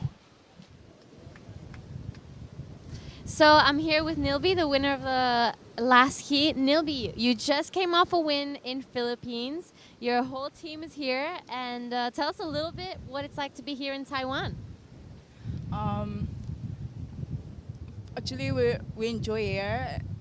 Pretty much the waves is good, but today the condition is really tricky and so wobble, so small. So what I did is try get a lot of waves, what I can do. So it's a good thing that I had a good score, like 6.5 and 6.7. So that's the highest score for today. And I'm also for my team, they're always there and supporting me, and the people back home also. So I'm just like, you know, my feeling and emotion is always there. So happy. So you got the highest heat score of the day, and do you think winning your last contest gives you a lot of confidence coming into this one? The less for this heat, I think for this condition about this wave, I don't know the next one, because I think the condition is only this day. Maybe tomorrow it's a good condition. I have to change my momentum and my mobility. Yeah. Is there any message you'd like to give to anyone listening back at home? Yeah. The people back home, especially Siargao people, thank you guys for always there supporting me every day. And yeah, I miss my baby actually. I miss you, my mom, my sister, like all the family there. Perfect. Thank you so much and congratulations. Good luck for your next heat. Back to you guys. Cheers, G. All right, that's Nilby Blancata, winner of the last heat, winner of the last event at Cloud9. Here goes Mia Huppertz on her forehand. So she dropped in a 5.33 for her previous decent score, and she's going to add to that right now with another decent score on that wave. I just got a text from the one and only Brad Gerlach, so he is coaching Mia these days. So she is a student of Wave Key. This is GER's online platform where you can subscribe and get all sorts of videos of GER running you through the fundamentals of surfing, and it's actually pretty cool. I've done it a little bit in the past. It's a lot of visualization. It's a lot of, you feel like you're doing yoga in front of your TV at home. You sort of roll around on the floor a little bit and you salute the sun, but it, yeah, you start thinking about how you actually move and place your body through all the various bits of surfing that we kind of don't think about and probably should. Yeah, well, surfing has evolved so rapidly over the last few years, and I guess surf coaching in a very similar vein as, you know, it's using the internet. It's amazing to see that you can receive coaching from thousands of miles away, and yeah, it's really cool to see some of these new online platforms that people are able to tap into coaches and resources that they wouldn't normally be able to. So I love it, and I just love to see the sport progressing in every facet, and yeah, it looks like it's benefiting Mia to no end. A really solid little forehand wrap on her last few waves, so her technique is solid. So yeah, to GER, well done. I'm sure he's tuning in and watching his student in action. Her last wave has extended on first place with a 3.93 backing up her 5.33. So in the first 7-8 minutes of this heat, Mia'd be pretty happy with her effort so far. Yeah, another one of GER's students is a kid by the name of Taro Watanabe, and if you don't follow him on Instagram, get on that guy's account and watch some of the most stylish, cool surfing you'll ever tap into. The kid is unbelievable. He's got this unique style that's all his own, and it's just bonkers. Some of this, he just tweaks everything and makes the simplest of moves look so sick. And yeah, he's one of my Insta favorites, that's for sure. Well, all right, here goes Mia again. Plenty of rotation, separation between the upper and lower body, all that kind of stuff. And that's going to be another solid score. So she's doing it very nicely. So the red jerseys are the top seeds. We just saw Willow Hardy earlier. She's in the red jersey. Up next, now Amura from Japan will be the top seed. After that, Charlie Hurst from Australia is our top seed. And the last heat 8, the last heat of round 1, Freya Prum. She's been competing on the Challengers this year, and she will be our top seed. Then once we get on into the round of 32, a few more big names drop in. Kailani Johnson, highly fancied Indonesian surfer Ellie Harrison, who won the 2 events recently in WA. You name it. Yeah, we just saw the replay there of Mia Huppert's last wave, and yeah, she's a really petite young surfer, but she's putting some power into those manoeuvres, and the judges are rewarding it well. The 5.33, the best number in her scoreline. And these waves, as we heard from Willow earlier, probably a little bit different from what we get back in WA. Probably a little bit more East Coast to them. I've had a lot of mates messaging me saying, oh, that looks like trestles, tropical trestles. But yeah, a sort of cobblestone beach here in Jinzun Harbour. And up and riding here on her backhand is the local surfer. Yep, this is Liu Ni, and she's found herself a little jam. This one just keeps running, couple of turns, and she is out of there. And every year we come back here, the standard of local surfing gets better and better. There's a lot of systems put in place for the local surfing to advance. The Taiwanese really seem to operate as a team. They're all encouraging each other. There's some coaching structures, and they really feed off the energy that an event like the Taiwan Open of Surfing brings to their local region. And this is Liu Ni on her backhand, getting it done. That is a 2.1, so that's her best score. Here goes Mia once again. Missed the start of it. Hopefully we can catch what she got up to earlier on the replay. Yeah, well, she's 14 minutes to run. Well, here it is. So this was Mia's 5th wave, and yeah, she's got a good little bit of rhythm and flow happening in here, and I think momentum is such an important part of surfing a competitive heat. And yep, she's just banked in a 5.37, so a couple of 5s now under the belt for Mia. She has extended on first place, and she looks really comfortable out there in these conditions. And I like what I've seen so far from Mia. But you were saying about, I guess, the opportunity for development, and for me, I think it's just the exposure to the level of surfing that these international events bring. So you can be the best kid on your local beach, but when crew from multiple nations rock up and start laying rail, it's really eye-opening, and yeah, it's a great opportunity to see, you know, where the standard is at. And right now, with 13 minutes on the clock, it's been a really good performance from our surfer in red, our Japanese surfer in the blue, chasing what is now a 6.37 to move into top spot, and our local lass a 2.1 on her last, looking for a 5.33 or better to move into a qualifying position. So yeah, it's vitally important, this exposure to the international surfers and even the international judging. You know, your local scene can get, you think you're doing really well, but you're not comparing it to the international standard. And then to come up against some of these international surfers and cop, you know, the judging, they really put you under the microscope.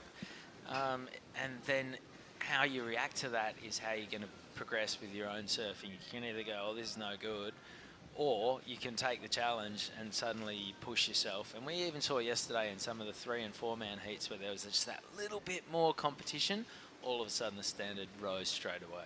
yeah, it's so true what you say, Chris. A very similar thing happened recently in WA at our WA Pro Surf Series. We were fortunate to see the likes of Sierra Kerr, Ellie Harrison, Charlie Hurst, and just such a good opportunity for the local WA crew to you know, compete in a WSL event and just see where the bar is at. You know, like you said, it's easy to drop 6s and 8s at a board rider club event, or maybe even at a state title, but you sort of see the standard really goes through the roof when it's a WSL event. So to our local surfers here, we wish them the best of luck, but I think it's just the opportunity to pull on a coloured rash vest and know that you're going up against some of the best in the world, and knowing that you're being judged on a truly international scale as well. So a lot to take out of these travelling events that come to every corner of the world, and this is a big one, a QS 5000 for the women, a men's QS 3000. So these points are really, really vital to building your seed and your ranking going into 2023. So all the very best of luck to all of our competitors. I might talk to Ty Sarati and see how many nations are actually being represented here this week. And for me, I knew very little about Taiwanese surfing until I got here yesterday, but I can tell you it's a very, I guess, advanced sort of surf culture. And this event's been going for over a decade. It's played host to World Longboard events. The World Juniors used to go down here, and I think it's just an amazing spot to host an event of this calibre. Yeah, World Juniors 2018 and 2019, the talent that came through that event, guys like Matthias Hurdy, Rio Wider, Aitan Osborne, you know, Kate Matson, just some really fantastic kids. I think Jet Schilling was here. Yep.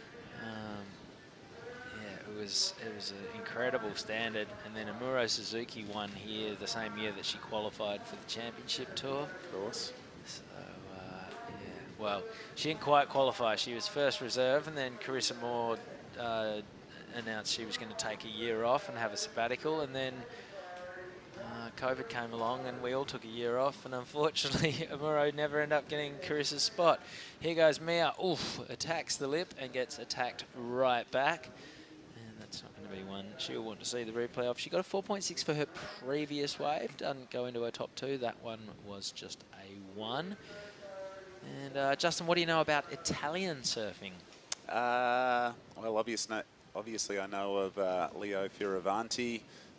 I know it's a country that is, you know, progressing in the international surfing ranks, but yeah, I don't know too much about it. I know Claire Bevilacqua represents that country now from Western Australia, so yeah, I know they're definitely taking you know, leaps and bounds forward in the international surfing scene. But we'll get to see our co-commentator doing it out there, flying the green, white and red flag. So yeah, a really cool surfing country with some pretty amazing waves as well. Yep, Giada Legati up next for Team Italia. So Forza Italia. And we'll talk about Giada a whole lot when she hits the water in 8 minutes' time. Currently, it's Mia Huppatz in the lead with a 5.37 and a 5.33. Doing it pretty comfortably. There is Giada on screen.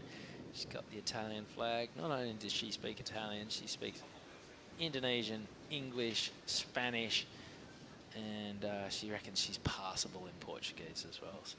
Well, she is a... She'll probably have learnt Mandarin before we leave Taiwan this week.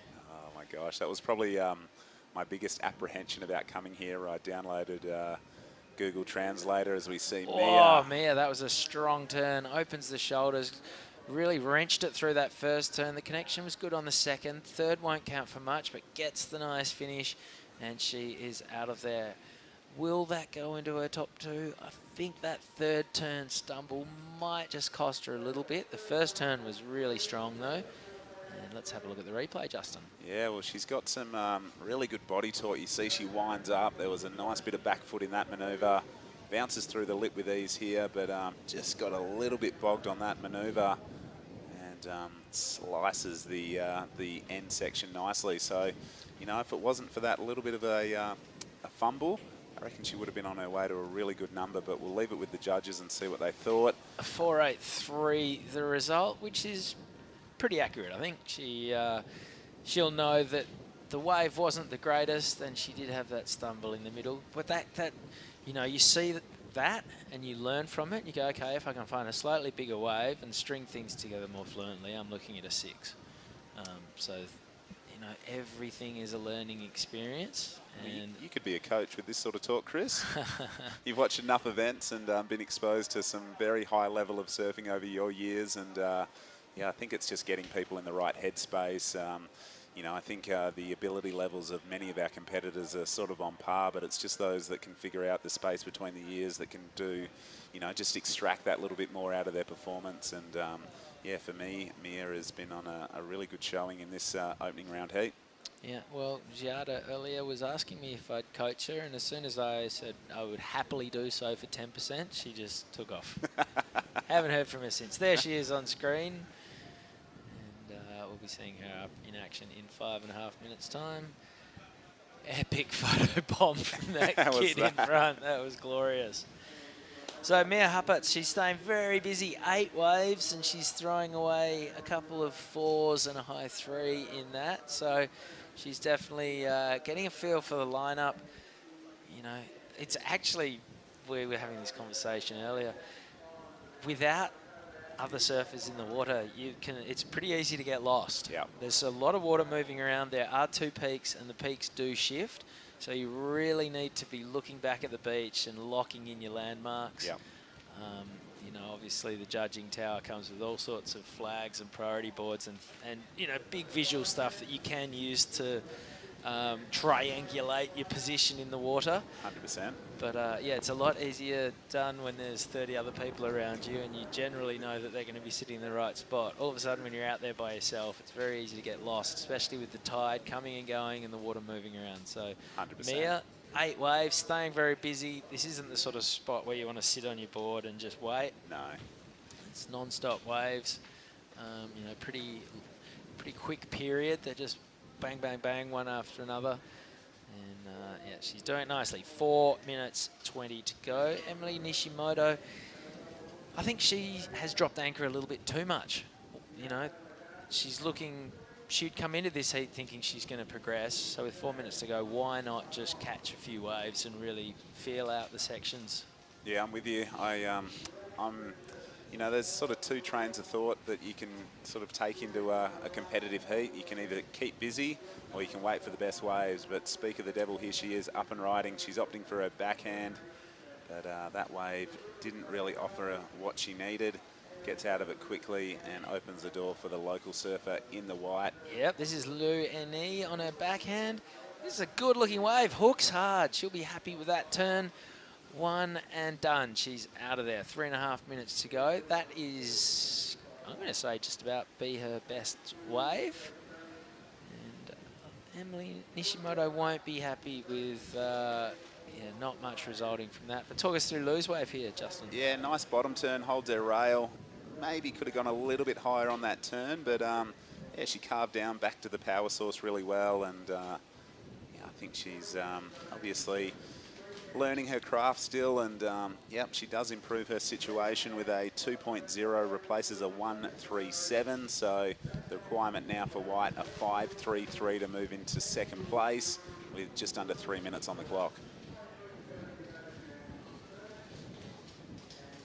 But Chris, talking about sort of Indonesian surfing, how good is it, I think, for the whole region of Asia?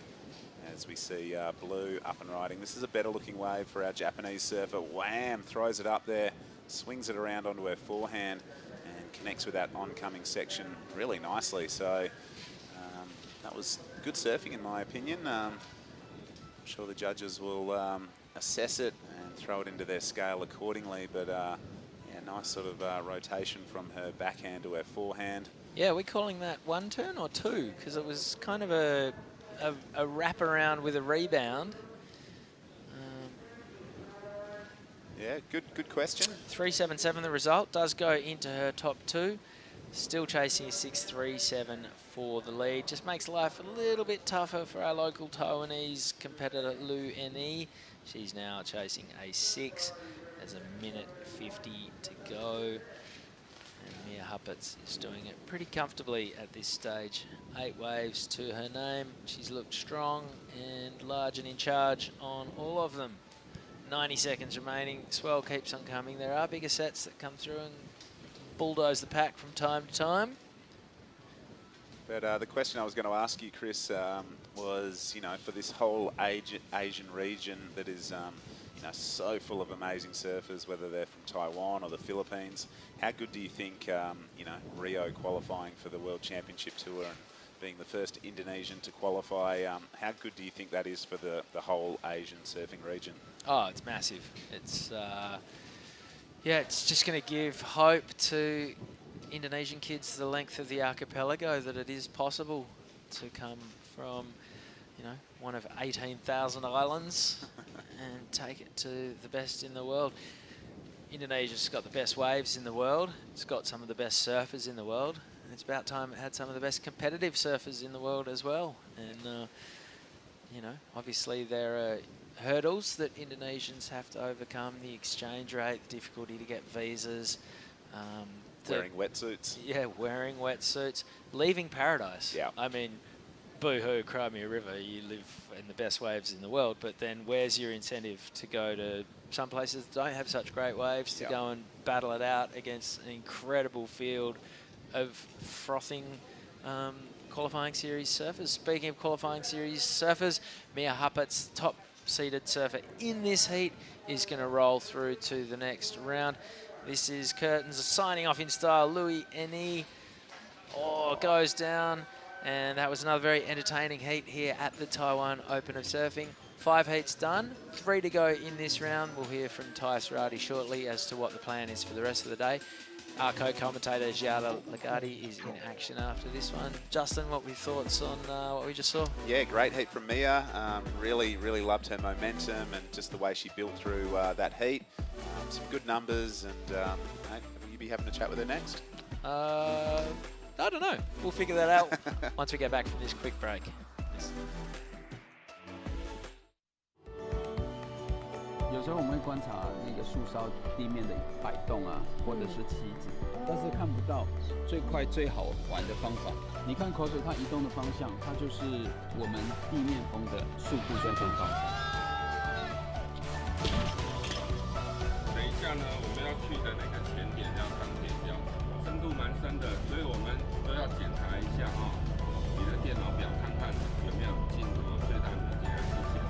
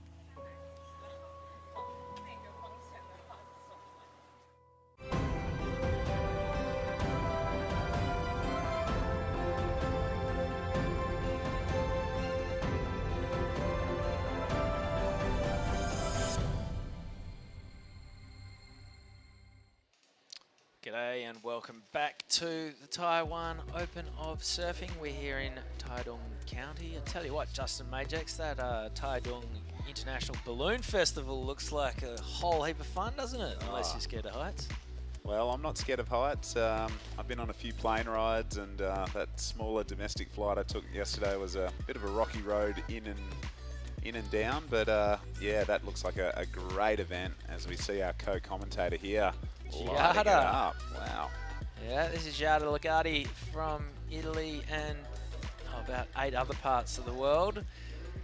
Loves surfing on her backhand, throws buckets of water all the time, and that's going to be a strong first score for her.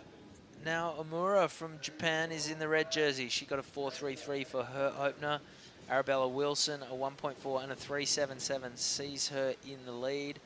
We're just waiting on a number to drop for Giada. There it is, a 4.23 rockets her up into second. So a ton of action straight out of the gates in this heat. We've got 4 surfers in the water, which automatically raises the standards. We've seen that so far through all competition. Here goes now Omura. Yeah, this is what we missed during the commercial break. So Japanese surfer throwing buckets on her backhand here and has found a good little left that provided a couple of nice steep sections. And this is our co-commentator's last. A really good hook on the backhand. I loved it. Yep, the Queen of Canggu. If you follow the Surfers of Bali Instagram account, she is every second post surfing the sandbar. Yep, I was in Bali a few weeks back and saw G kicking around. Talk us through this one, Binzi. Yep, this is Chi Chen Chen. That was. Quickly up, quickly down. So, yeah, as I was saying, I was in Bali a couple of weeks ago and saw Giada strutting around Canggu. She definitely has a bit of a presence there and tried to make eye contact with her, but she was too busy being in the zone, psyching up with her music on and getting ready for a probably afternoon photo shoot. She is a great surfer, a great ambassador, I think, for Italian surfing and Balinese surfing all in one. And she's very knowledgeable here in the booth. I think she can provide some great insight into the fact that she competes and commentates. speaking of competing and commentating, Tippy Jabrick is down having a chat with the winner of the last heat, Mia Huppets. Hello everybody, I'm here with Mia Huppets, winner of last heat. Tell me a little bit, Mia, how is the condition out there? The conditions were a bit challenging. It's pretty windy, but there was definitely a couple of fun ones out there. Yeah, I can see you did get a couple find a couple of good ones there. Tell me a little bit, where are you from? I'm from Australia. I grew up in Janjak, but I have been living in the Gold Coast, in Burleigh. Nice, so Janjak, I heard it was the capital of surfing in Australia, but now it's Gold Coast. So who did you travel with here? I came here with my dad, and then we've got, we're staying with a couple of other people at Jakarta, Jacaranda, I think. Who is your travel buddies beside your dad? Ellie Harrison, and then like we're here with some of the other people from Torquay and a few people from Burleigh, which is it's nice to see everyone. The condition is a bit like Janjak today, no? Is that how you feel like home? Definitely, it's definitely got a lot of similarities. I reckon. And is this your first time in Taiwan? Yeah, it is. It's beautiful. It's one of the most amazing places I've been to. Yeah. Any message to friends, everybody at home? Thanks to my coach, Brad Gerlach, and his family for being amazing, and hi to my mom and my sisters and, yeah, grandparents. Brad Gerlach, I'm sure you're watching, so you did pretty good with Mia, so congratulations and good luck. Thanks a lot, Timmy, and thanks a lot, Mia. Yep, Gur's definitely tuned in. He's been rapid fire on the text. Gur actually commentated with us here, I think, back in the day. Okay. Oh, I know he was definitely in the Philippines with us. I can't remember if he was here or not. I think so. Well, this is the replay of the Japanese surfer. This was going on while that interview was happening, and that was some really strong backhand surfing, and locked into 5.17. So the wave of the heat so far does put Amura back into first position. Our surfer in red. We've got a heat on our hands here. Now Amura has a 5.17 and a 4.33. Arabella Wilson has a 3.77. Giada has a 4.23. So once Arabella and Giada lock in their second waves, it's going to be really tight between first, second, and third. Yeah, it's great to see. The ladies have done really well in these opening round heats here today. This is heat number 6 of the round of 48. And I've been impressed by the standard so far. As you said earlier, Chris, there's some seated surfers awaiting these ladies in the round of 32. And the depth of talent is really deep here at the Taiwan Open of Surfing. Looking at the forecast, any insights into what we can expect over the next few days? Similar conditions or less wind, more swell? I think it's more of the same next few days. It's pretty consistent through here. This is about as small as it gets, which tells you how much better it can be. Okay. This is definitely fun, and you'll see when we get deeper into the draw, level of surfing is just going to keep getting better and better. 100%. And that in turn will make the waves look better and better. 16 minutes to run.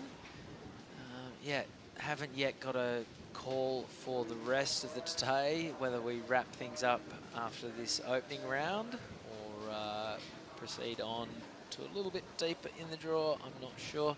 Speaking of Brad Gerlach and Wave Key, looking out the window of our hotel on first light this morning, did you see the Tai Chi going down? I did. I really like that. Sort of some of the community elders were rolling in on their bikes or their little scooters, and yeah, it just looked really peaceful and tranquil, and yeah, I like to see that going on. We're staying right across the courtyard from the local library.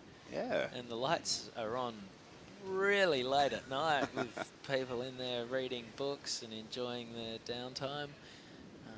Yeah, it's a beautiful part of the world, really cool community. We're staying in the Taitung County Hostel, which is traditionally in these parts for workers, hospital workers, teachers, government officials from out of town. When they are in town, that's sort of where they get accommodated. So yeah, it's cool. And with our room key, we can just trade in our room key for a bicycle and take off and explore, get around the town, you know, enjoy all the sort of neon and bright lights that you think of, you know, when you think of Taipei or a Tokyo or something. It's like a mini version of that. There's you know, skill tester parlors, there's little arcades everywhere. It's really unique, isn't it? And as we see here, Australian surfer up and riding. Love the pink spray, makes it nice and bright and easy for us to see. A couple of good turns there. But nah, Binzi, when you suggested taking the bikes out, I was a little bit apprehensive with the traffic I saw going on. I'm pretty tall, so my knees were banging into the handlebars quite regularly, but I actually enjoyed the experience, and I think it gives you a really good opportunity to get your bearings and, you know, understand the streets. But everyone's super friendly. The traffic was sort of buzzing around, but I didn't feel unsafe on a bike at any point in time. No, you kind of look like one of those bears on a bicycle that you'd see in the circus, because your whip was a little undersized, but you got around the place. It was great to catch up with the crew and sort of have a bit of a welcoming dinner for myself. As we see the replay here of Blue's last wave. Good first turn for her, and it has locked in as her best number. So Arabella Wilson, a 4.07, and that's another surfer I saw out at Canggu a couple of weeks ago. So good to see so many people just hanging out in Southeast Asia and then making their way up here to Taiwan to compete in this event. So surfers, they love traveling. You know, sort of living out of a board bag or a small suitcase is quite a regular occurrence for many of these athletes. And right now, approaching the halfway stage of heat number 6, and it has definitely tightened up a bit. Requirements for Blue to go into first place, a 5.43, and on screen there is Charlie Hurst, a young surfer from New South Wales that we saw in Western Australia competing in a pro junior event not that long ago. Here we see our co-commentator jamming on the backhand. She's got a good little bit of flow. Nice read on this wave so far. It's her third strong backhand maneuver. A little bit of a nose wipe in between turns, showing her complete control. Was that the Kelly Slater nose wipe claim? She did 2 of them. She did. First turn, nose wipe. Second turn, nose wipe. Oof. Settle down. So you sit here like we do, studying it. Yep. And then you go out and surf a heat. That's got to come into it. Is you're watching here and you're actually thinking about what everyone's doing in their heat, and you're trying to analyse it, and you have to be soaking some of that in yourself as well. I think so, and her performance has been really good so far. So open with a 4.23. I reckon we're going to see another good number light up in the white column. And at this stage, yeah, it's a good little arm wrestle going on. There we go, a 4.67 for the last of white. Yep, so that's the best second best wave of the heat so far. And whether she likes it or not, I'm going to sting her for that 10%, I think. I'll share it with you and Tippy. We'll put it on. We'll put it on the dumplings, I reckon. It's a nicely surfed wave from Giada. She is out of there. Fun fact about Giada Lagarde. Did you know she's a policewoman in Italy? No way. Goodness gracious, I'll have to watch my behaviour then. Yep, she has the whole kit and caboodle. She's got the gun, the handcuffs, she's got the police license photo. Wow. And yeah, for all intents and purposes, she is a policewoman in Italy. It's part of a sort of athletic sporting program that they have in Italy. You'll find that most sports people are a serviceman, man or woman of some description, whether it's a fireman or woman or a policeman or woman. And yeah, Giada is a cop. Wow. And the Italian surfing team is sponsored by the police force. Leo Fioravanti is also a policeman. Wow, frontline services and amazing surfers. That is, it's pretty cool. So when you talk to G about pulling out her gun, it's not her big board, it's actually, you know, her government-issued firearm, but she is an amazing surfer, and yeah, I wouldn't want to mess with her getting into trouble back on the streets of Italy. Jesse Mendes these days, he's Italian too. Yeah. So maybe he'll be off doing his training. We know it. Well, here she is, opting for her forehand now. Nice big opening carve to start things off. And there must be some similarities to Canggu right now. You know, she surfs the sandbar a lot, rights and left, sort of multiple random sort of setup. So strong on her forehand and her backhand is... This is late afternoon Canggu. Totally. With the tide's not quite right. It's windy and blown out. Yep. It's a bit too much swell. It's a bit all over the place. A similar glare this time of morning here on the East Coast to that time of afternoon in the Goo. So, yeah, Giada will be feeling right at home. Here's now Amura. Yeah, that was a beautiful turn there. And score still to come for both Now and Giada. Yeah, well, a really good exchange. Our top two rated surfers in this heat right now. We've got scores to drop. We've gone just under the 9-minute mark, and yeah, there is a little bit of scoreboard pressure going to be applied to Arabella Wilson and our local surfer in the green. It's just really good to see some really good performances from the ladies rolling through in this opening round of the Taiwan Open of Surfing. Been absolutely stoked with my first official day here on this beautiful island, and as you said, we're down in the southeast corner, and there is a lot of swell, a good old swell fetch here.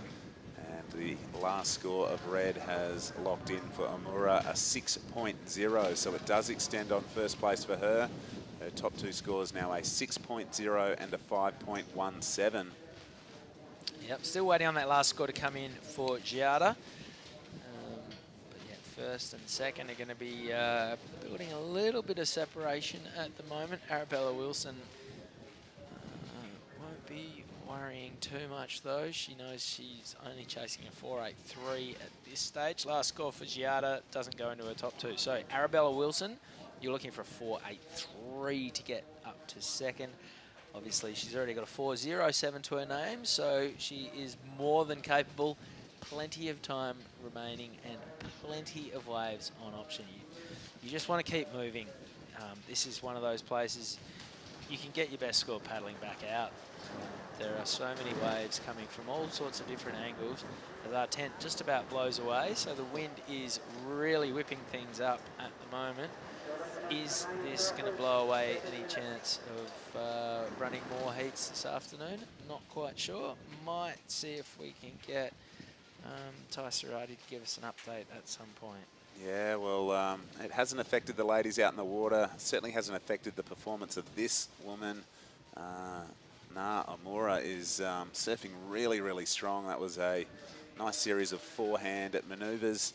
With 6.5 minutes on the clock, she is looking to improve on a 5.17. Sort of missed a little bit of the opening then, but I'm sure we'll get a replay shortly and see what damage she could throw down during that. But you're definitely right. I feel like the wind has sort of strengthened ever so slightly as we see our Japanese surfer here. Nice strong bottom turn, good little carve in the pocket, and got to that section just a touch late, but did well to ride through what was a pretty tricky section.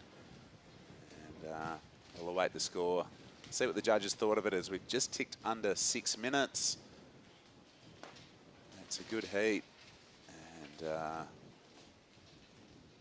Arabella Wilson hails from Victoria as well, so there's quite a few Victorians in the competitors area, men and women alike, and she is chasing a 4.83 to make her way into the top two. You can see her just looking back, trying to keep an eye on her position.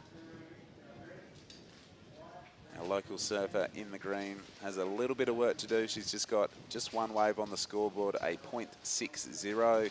Her situation will improve once she locks in a second scoring wave. Right now, her requirement is an 8.30. And you can see Giada, a true competitor, is just sitting nice and close to Arabella Wilson.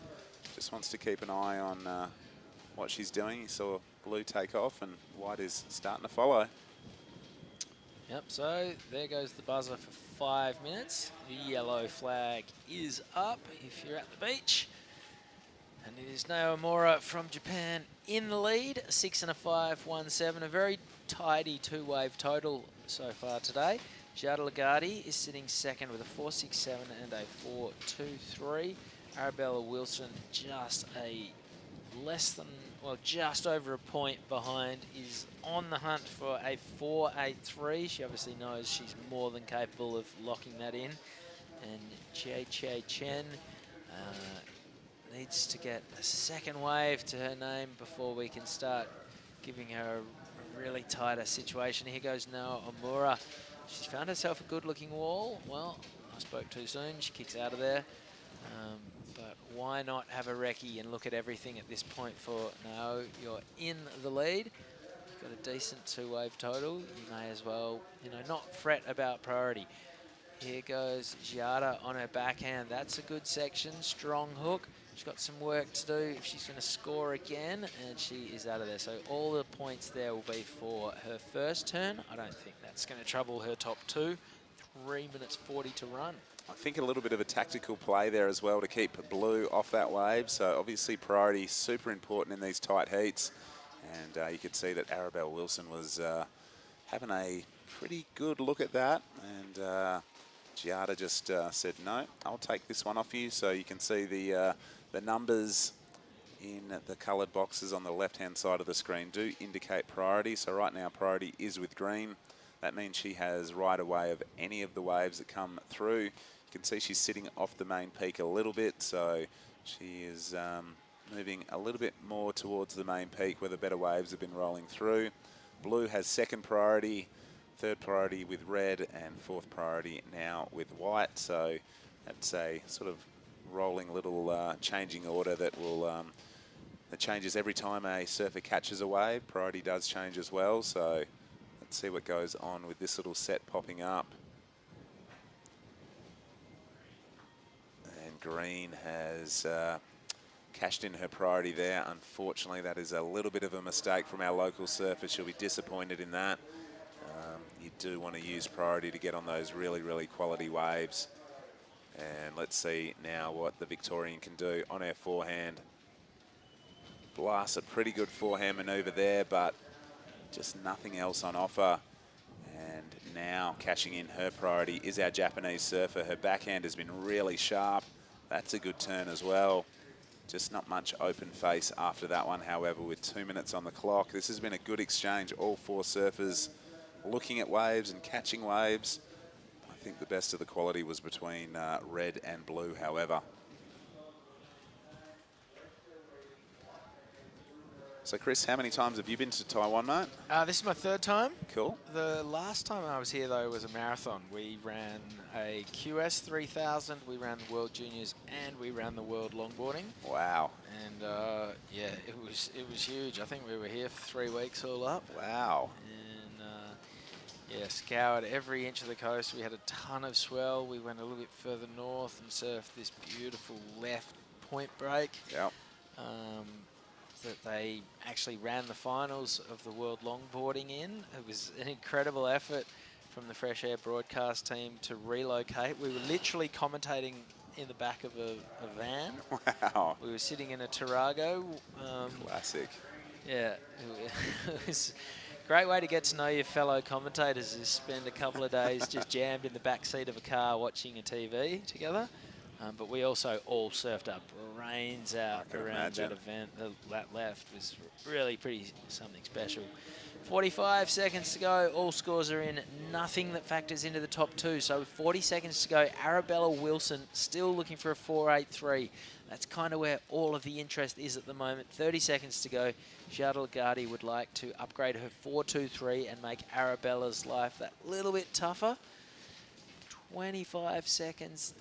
We haven't seen a lull at all today, but these last few waves probably can't come quick enough for Arabella Wilson. And she's sitting in second priority. I mean, she can pretty easily get a wave off our local surfer, Chi Chin Chen, but nothing will get to her in time. The hooter goes, and unfortunately for Arabella Wilson, that's the end of her Taiwanese run. Naomura and Giada Lagarde are through to the next round. We're going to have a quick break. We will be back with Heat 7 of the Taiwan Open of Surfing round 48 women's action right after this quick break.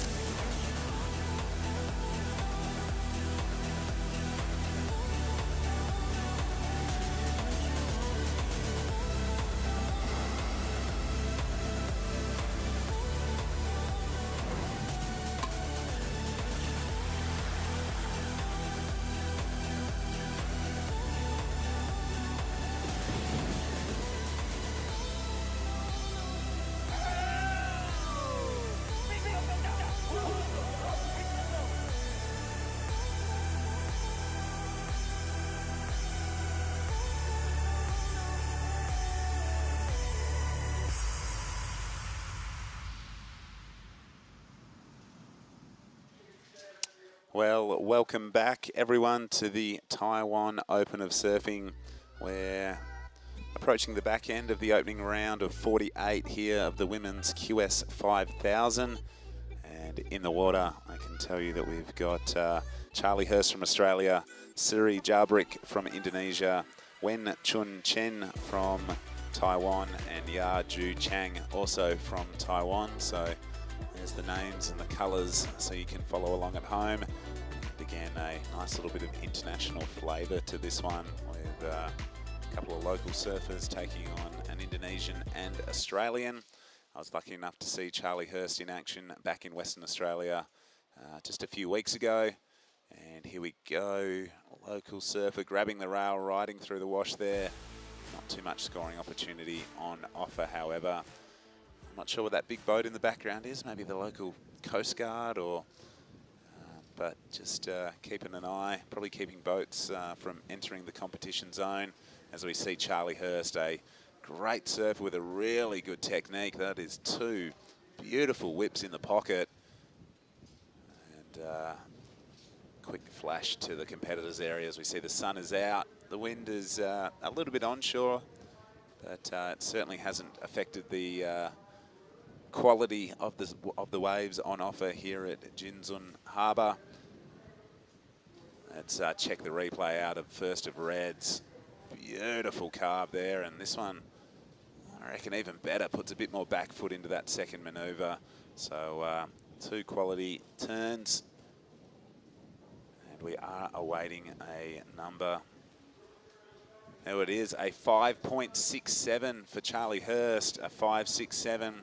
Her opening score was a 3.67, so within the first 4 minutes of this heat, she's accumulated a really good two-wave heat total. 9.34 in the opening few minutes. She'd be happy with that. And the lefts out there are actually really good there.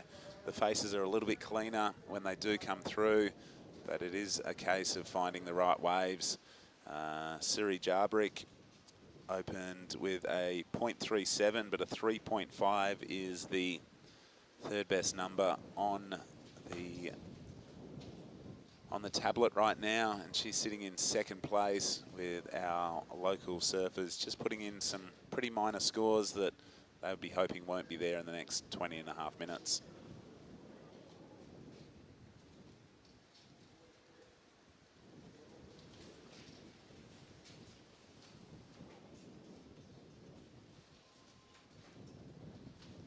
We're going to throw to Chris Binns. He's down with the last heat winner.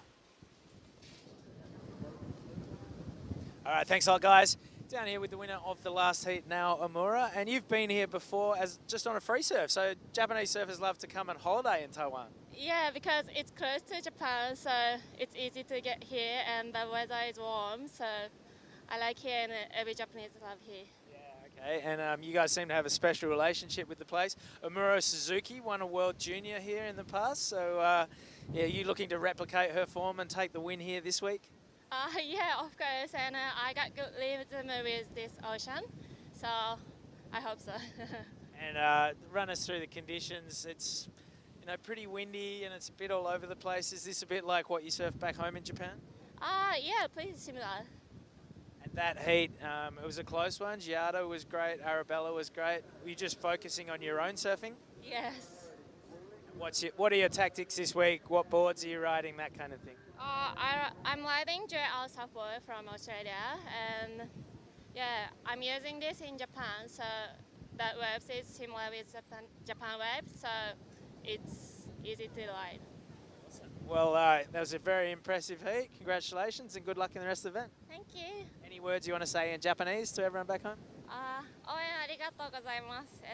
台湾は結構日本とすごい近くてみんな優しいので楽しんで海入れてます。また次も応援よろしくお願いします。There you go. All right, back up to you guys. Well, thank you very much, Chris, and some great insight there from our Japanese surfer, our previous heat winner.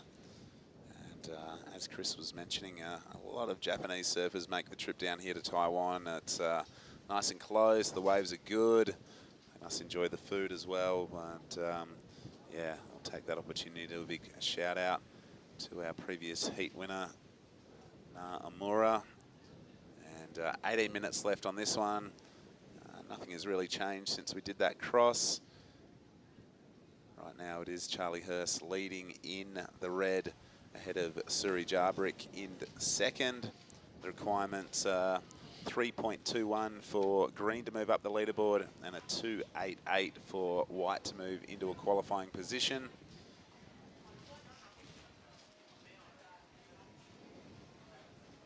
And here we go. Now Charlie Hurst, your heat leader, on the backhand. Wow, great first slash. Wave goes a little bit sleepy, but she's going to stick with it because the quality of the first manoeuvre was worth trying to bank something a little bit more. Suri Jarbrik, she's got a really good style for a young girl from Indonesia. Was also surfing with Suri at Canggu a few weeks ago.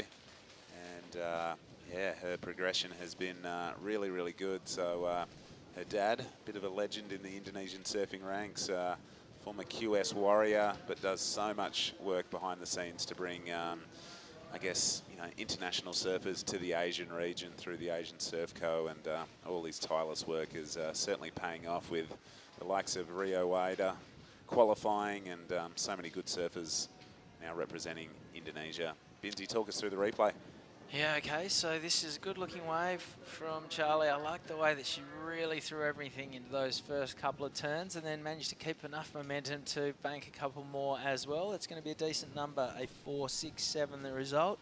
So she's already strongly out of the gates with a 10.34 two-wave total. This is our local surfer, Yaju Chang. A good-looking wave. She's got a bit of momentum. Unfortunately, it just races off without her, and she will go down.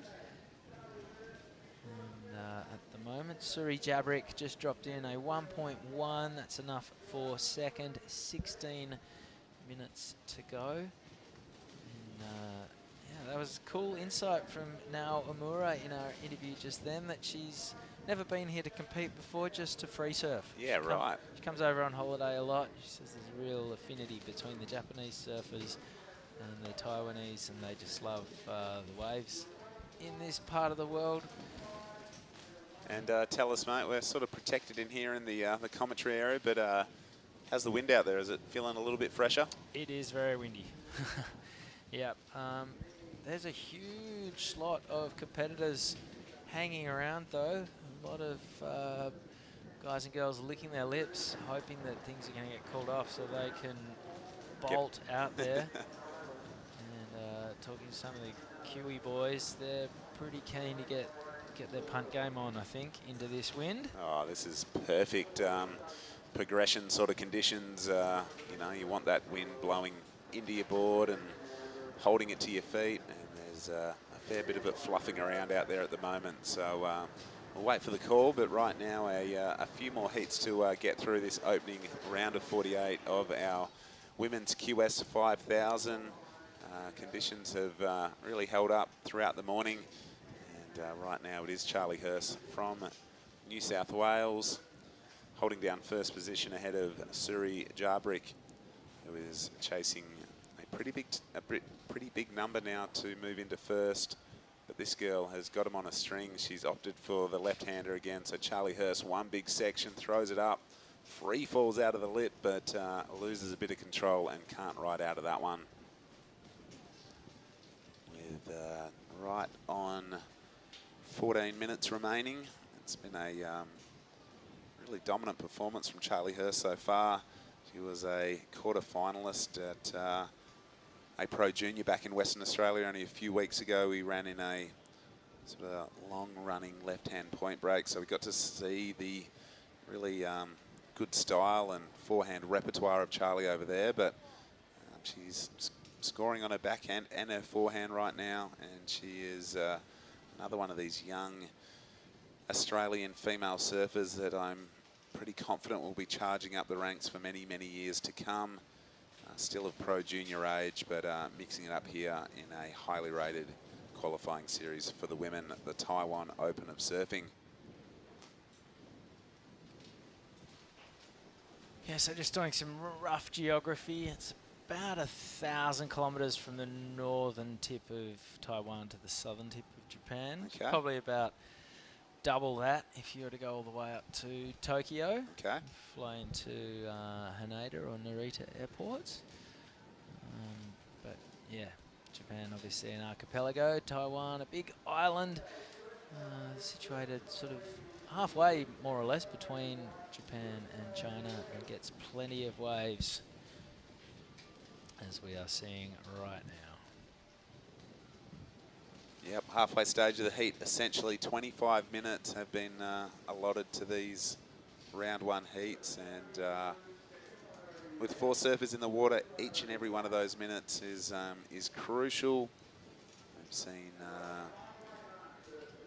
a good start. You know, if you can get into the double digits as a combined total, you're doing really well today, and Charlie Hurst has been able to accomplish that as a 10.34 two-wave combined total at the moment. And she's got a bit of clear air between her and her nearest rival, being Suri Jabrik in the blue. Suri has priority. You can see the P next to the blue square, which indicates she has the right of the next wave that comes. Everyone has to give her way. Charlie Hurst has second priority. Third priority is with white, and when green gets back into the primary takeoff area, she will have fourth priority.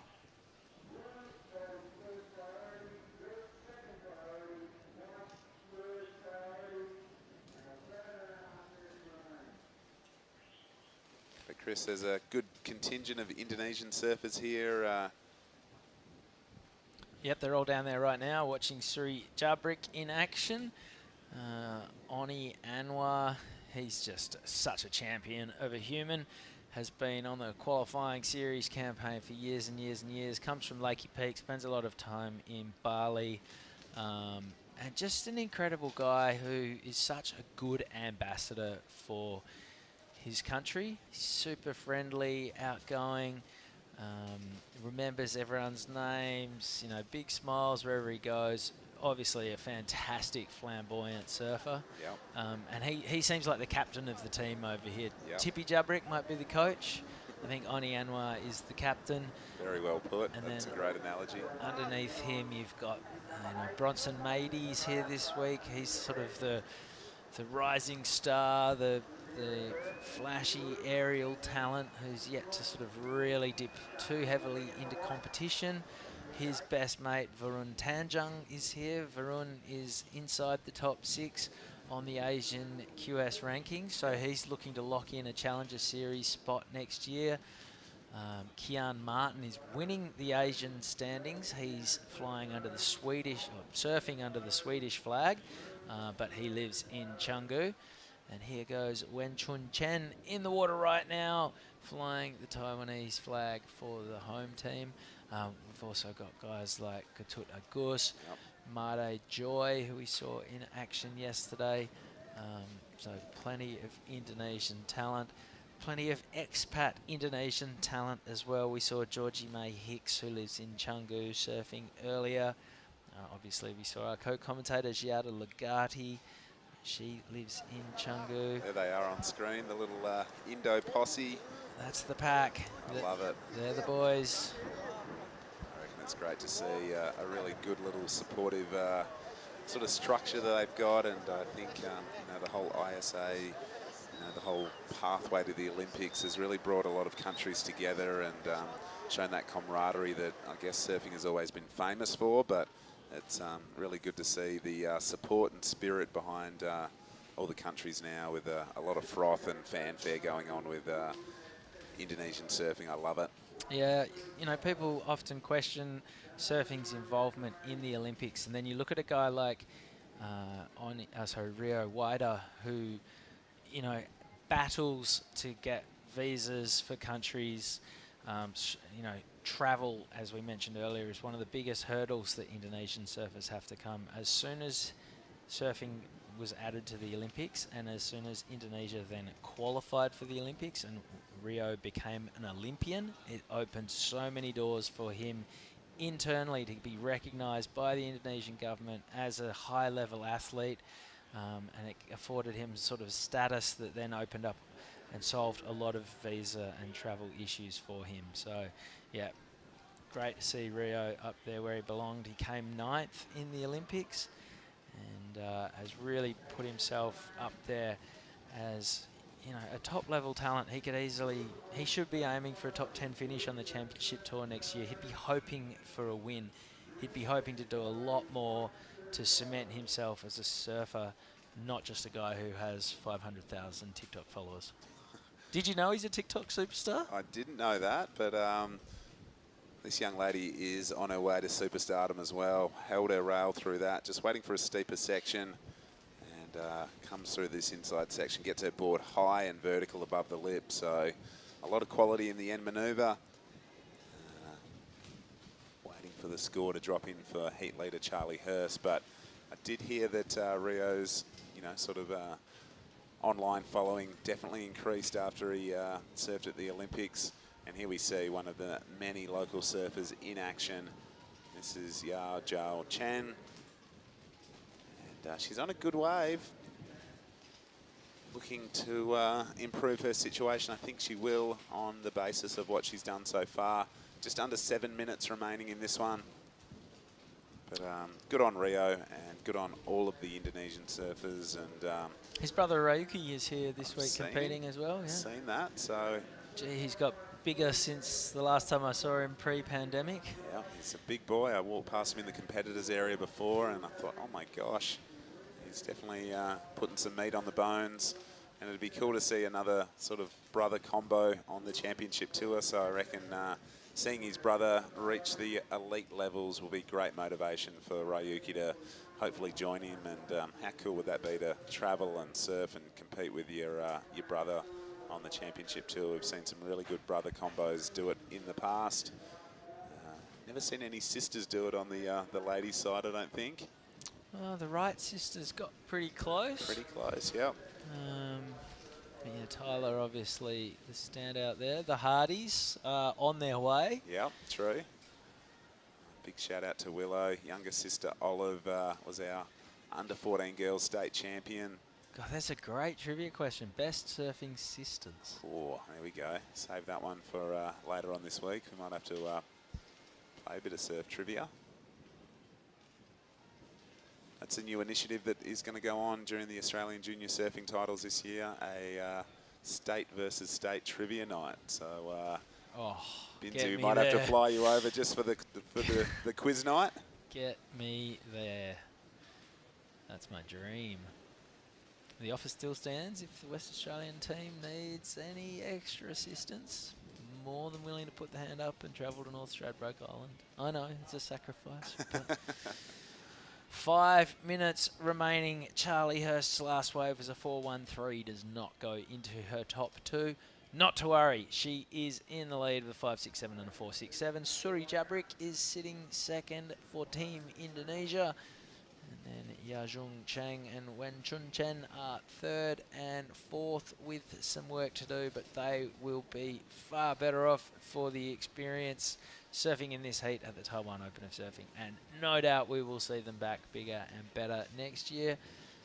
Yaju Chang has a look at that one. Has to seed the way because here comes Suri Jabrik. Releases the tail. That was a nice turn. White watery bit of a froth burger gets away from her. So priority is now with our heat leader, Charlie Hurst. She well and truly has this one under control. Yeah, well, Suri was looking to burn off a 1.10, so I think the strength of that one really nice turn is going to see her improve her situation. But back to the local surfers, Chris, I think just, you know, rubbing shoulders with the competitors in the competitor area, just seeing, you know, how these international surfers prepare and, you know, get ready for their heats. I think it's all those little 1%ers that these local ladies will learn from, as we see a quick up and out for Charlie Hurst, looking and hunting those left-handers that she's banked some good numbers on. And here goes Wen Chun Chen.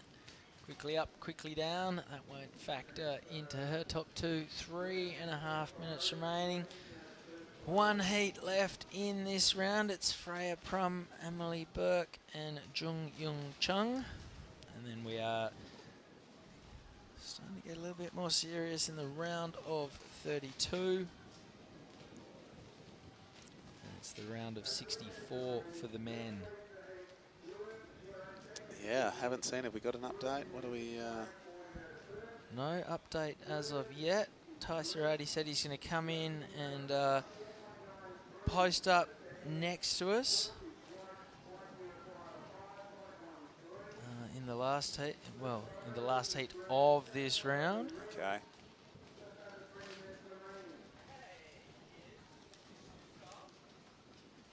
With 2.5 minutes on the clock,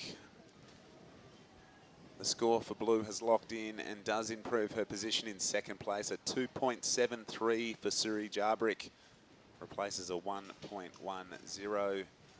So now the requirements a little bit higher for our local surfers in green and white. Certainly not out of their stretch just yet, so Suri will still be a little bit nervous. She'll be in 4th place on the priority standings. Heat 7 here in the round of 48 at the Taiwan Open of Surfing.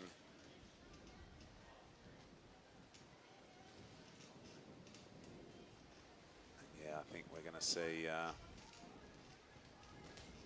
regardless of what the call is, probably some amazing free surfing going on this afternoon.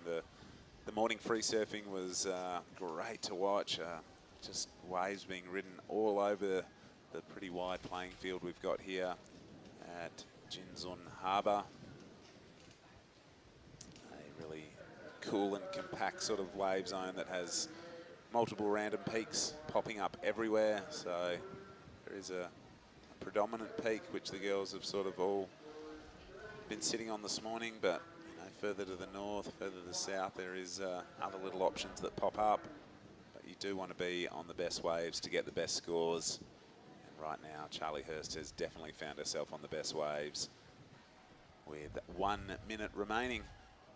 Some minor admin here, just an update, Justin. Okay. We're idiots. Oh. The 2 best surfing sisters of all time. How about we talk about the Macaulay sisters, both competing at Margaret River, and the first time sisters had competed on a CT together, is that? Oh my goodness, so close to it, we missed it. It was just hiding right in front of our faces. Oh my goodness. Well, again, a big shout out back to Western Australia, to the team Maccas. Bronte's sitting on 7th position on the Challenger Series right now. She'll be going into Hawaii knowing that her surfing is so good. She just needs things to align. So I thought she was looking really good in Rio. But with 10 seconds left on this one, it looks like it'll be Australia's Charlie Hurst and Suri Jarbrick going on through. Don't know anyone's in a position to catch this little set that's popped up. The siren has sounded, and this wave will not count. Oh, she probably wanted it to do so, but you can hear some hoots and hollers. I think it for this lady here, but unfortunately those waves won't count. We're going to cut to a quick commercial break, and we'll be back with heat number 8 right after this.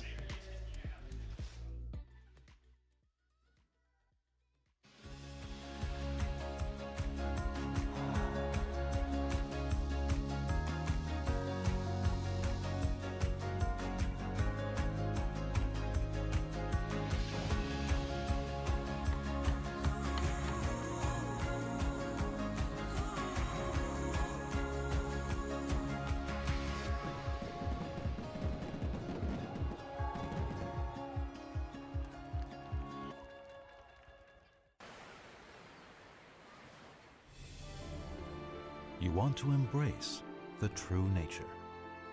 You want to explore the beautiful world beneath the sea. You laugh and sing songs. It is a surfer's paradise here. Whenever you're ready to undertake a different kind of travel experience, Taitung is your next destination.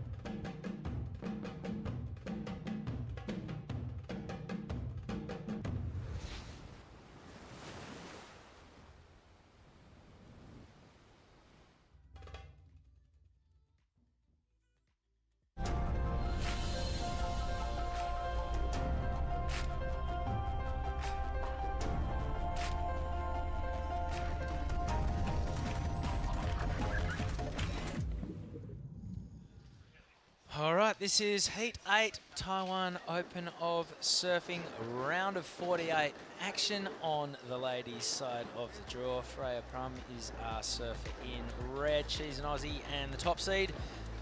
Emily Burke is our surfer in blue. And Jun Young Chung from Taiwan is our surfer in white. Freya is in the lead with a 1.1 to her name. My name's Chris Binns. Alongside me, a lady who just surfed a heat, Giada Lagarde. Giada, how was it out there? Well, it was definitely fun when you could find them. Here's Our Lady in Blue. That was a beautiful first turn and a second. Those rights were actually the ones I was trying to find out there. Yep, you got a couple of scores on your backhand. Definitely seems like the rights are the order of the day. Into the wind. Bit of push with the wave bending back a little bit more. You went a couple of lefts and they're pretty flat, aren't they? Yeah, the lefts seem to just flatten out. They look in the beginning like they have a lot of wall, but I guess that's just kind of the effect of the wind.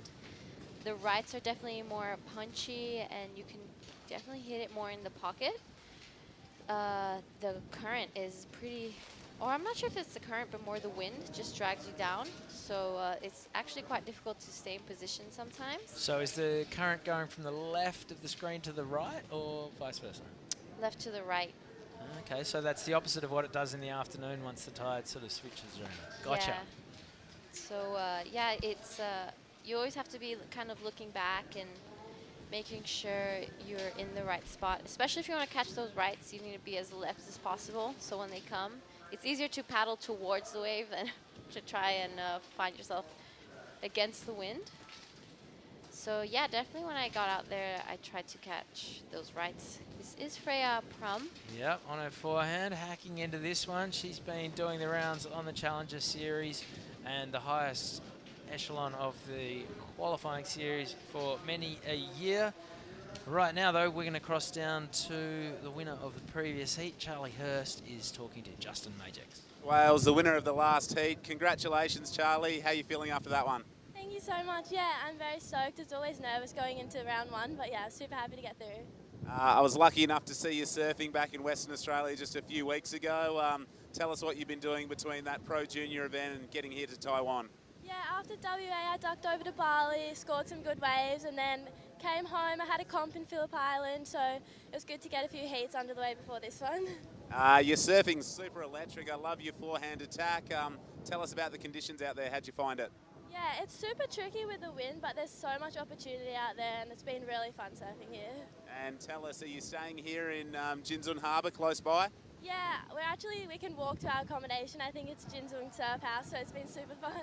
And tell us, first time to Taiwan, what do you think of this place? I love it so much. It's so different to what I expected, but it's so nice. The people are amazing, and yeah, it's just beautiful. And tell us about your equipment. Are you riding just a standard shortboard? Have you brought any step-ups? Your board looks good under your feet. Yeah, I'm just riding my standard shortboard. I've got an epoxy as well, but yeah, this is my go-to board. Anyone back home you want to do a shout-out to, or anyone you want to say hello to? Yeah, hi to my dad and my gran and dad. I'm sure they're watching. Well, great performance, and we can't wait to see you in the rest of the heat. You beauty, thank you very much, Justin. I think we either need to invest in a step for the competitors to stand on, or we need to dig a big hole for Justin to stand in, because he's making it look like Arnold Schwarzenegger and Danny DeVito in twins every time he talks to a competitor at the moment, the big man. All right, Freya Prum got a 3.33 for her last wave. That's the second best wave of the heat so far. That honour goes to Emily Burke, who is in the lead with a 4.5. We've washed over 5 minutes off the clock. This is the last heat of the round. Will it be the last heat of the day, or are we going to keep on rolling? I have Ty Sarati, contest director from the WSL, alongside us. And Ty, give us the update, mate. Yeah, Chris, I think this will be the last heat of the day. The wind is kind of just a bit blowy and the wave quality isn't quite there, so we'll call it off after this one and look forward to a pretty big day tomorrow. So what's the plan? Same deal. Tomorrow will be 8 o'clock, 8:30 start. I think we're going to aim to start a little bit earlier. there'll be a little bit more cloud cover tomorrow, so that glare won't be too bad. So yeah, aiming to start 7 o'clock call for a possible 7:30 start. Okay, and what's on the cards? Is it men first, women first, men all day, women all day, a bit of both? We'll wait and see how it looks, but I'm thinking maybe women first and then the men to follow, and see how many heats we can fit into the day. And there's a lot of competitors hanging around at the moment. Do you think they're licking their lips to get out and sort of take to these rights into the wind and throw up some punts? Yeah, I think the free surf this afternoon will be quite busy. Hopefully they give me and you a wave or two. Might have to use Yada as a bit of a decoy. Are you happy to block for us? For sure, I'll be out there. I've caught enough waves already, so I'll just be like, hey, calling people off. Yeah, I think if you've surfed a heat today, you've probably used all your tickets, surely. Yeah, I think so. I think it's time to give the staff a few waves. Yeah, just stay on my inside. I'll pretend like I'm going, and then you guys go.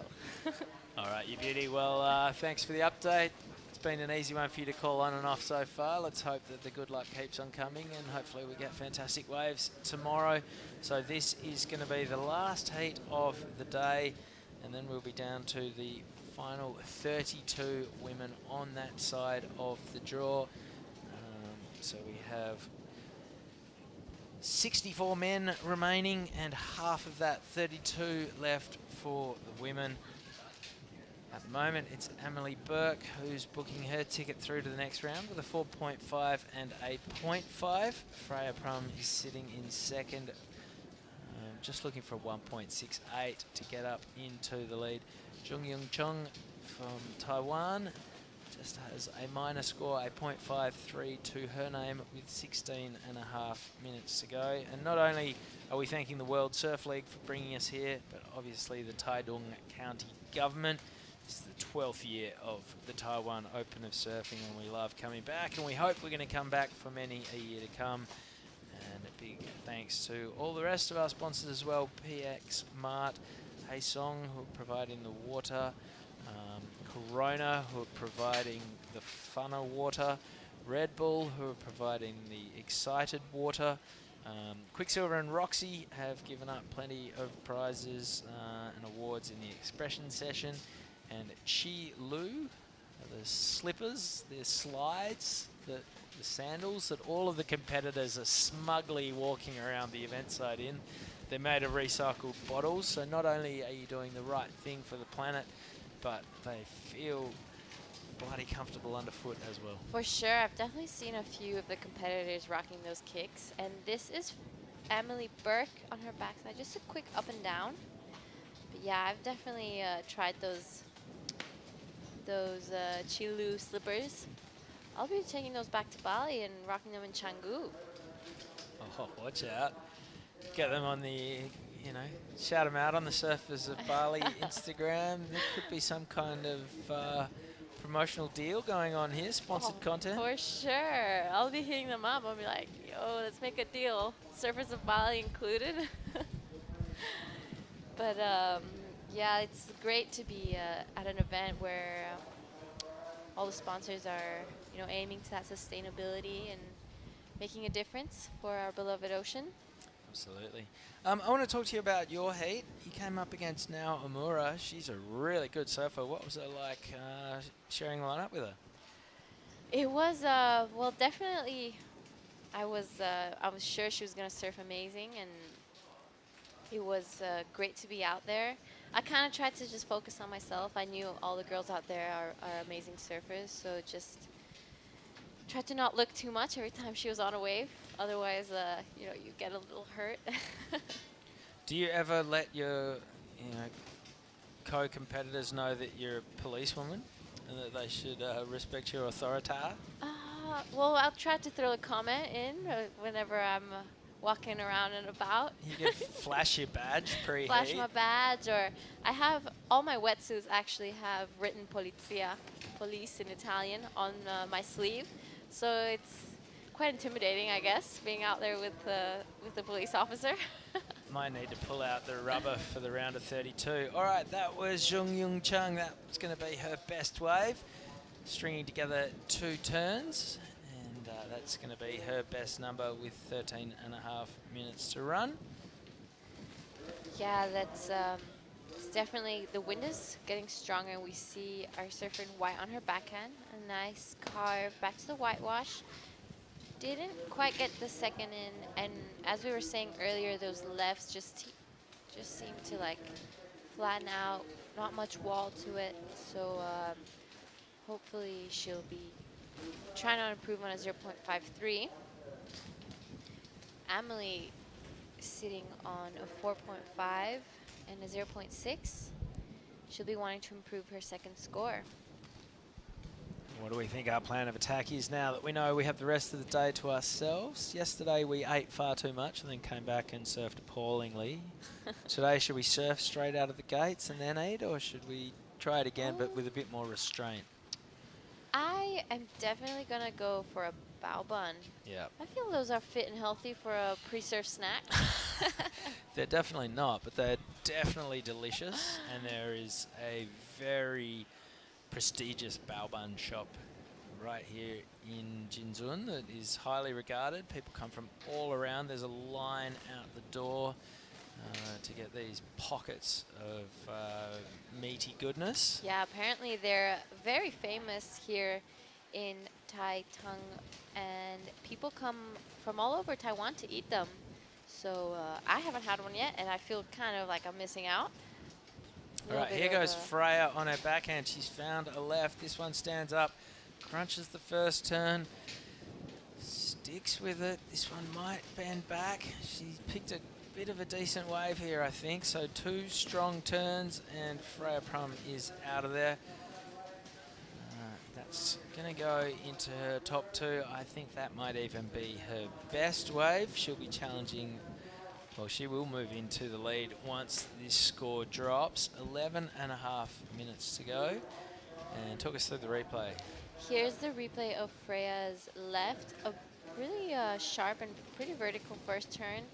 Second one was a little softer, but trying to just stack those points. I think that third turn is definitely the money turn in this one.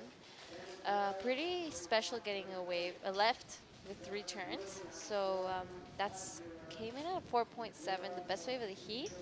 Moves her straight to first.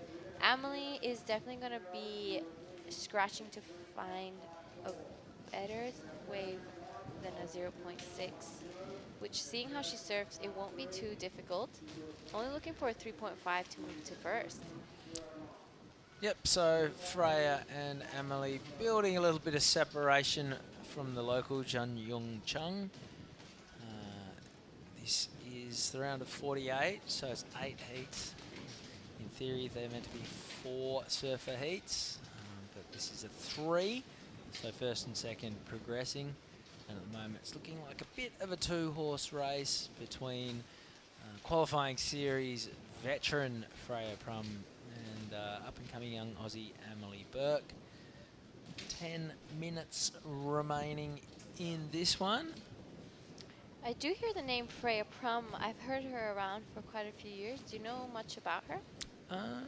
She was living on the Gold Coast a long time ago when I was living on the Gold Coast. I'm not sure what she's been up to since then. I think she lives out of her board bag because she travels to every event. She's on the Challenger Series, so she will have come in from Brazil for this event. There's not many people who've done the trek. Paige Harab is another one who's come over from Saquarema, and head judge as well has made the long haul. So those guys, it was about 3 days of travel for them to get here. And I think they're just enjoying being in a slightly more laid-back environment, finding their feet, surfing a lot, and washing off 3 days of travel. Yeah, there's not really a better feeling, I think, than getting in the ocean after you've been sitting on a plane for a day or 2. For sure. Just washing off that airplane feeling, moving your body again after being sitting down for so many hours. But I even saw Ani Dos Santos did the trek. I think it took them like around 50 hours to get here. That's it's really, really long time. This is Emily on her backhand again, looking for those rights. Beautiful first turn again. Taps the second one finished and just gets unstuck. And right behind her, Freya, staying active. Oh, that was a great turn. Oh, not done yet either. This is going to be the best wave we've seen in a long, long time, possibly of the day. 3 big blasts from Freya. The first 2 were really, really strong, got plenty of rotation, and then sealed the deal nicely over the white water as well. That's going to be a big score for Freya. Talk us through the replay, Gia. Yeah, here she just gets over that section and carves something beautiful straight in the pocket, releases the tail and straight into the second one and finishes it off so nicely and strong. Her style is really solid. This is definitely going to be best wave of the heat. I'm not sure of the day. I think Nilby comes quite close behind, but that second turn straight into the pocket, so much power. What do you think? Well, you put it out to the heavens and you get back. Freya Prum is a pharmacist. She's from Merimbula, but lives on the Tweed coast. And our man Brad Gerlach has been coaching her as well and was pretty excited about the wave that she's just dropped in. We are waiting on that score to come in. I'm going to argue with you. I think this is going to be the best wave of the day. 3 turns. The first 2 were really crisp. Good little bit of variety between the first and the second one as well. And the third, there wasn't a lot of substance to it, but it just emphasized the fact that she was so fluent and her board was so strong underfoot. A 6-point ride, the result. So Freya Prum rockets into the lead with a 6 and a 4.7. Emily Burke is now looking for a 6.2 to get up to first with 6 minutes 45 to go. Yeah, I feel like the only difference maybe between her and Nilby's wave was that it was slightly smaller maybe, so that made that 0.5 difference. But still an amazing wave surfed by Freya, especially in these tough conditions. She found that right, she found a punchy wave, so great surfing to watch. We start seeing some of the free surfers getting ready to get out there. Yeah, the surfers' deck is pretty loaded at the moment, so there's no shortage of guys and girls looking to take to the lineup here at Taitung.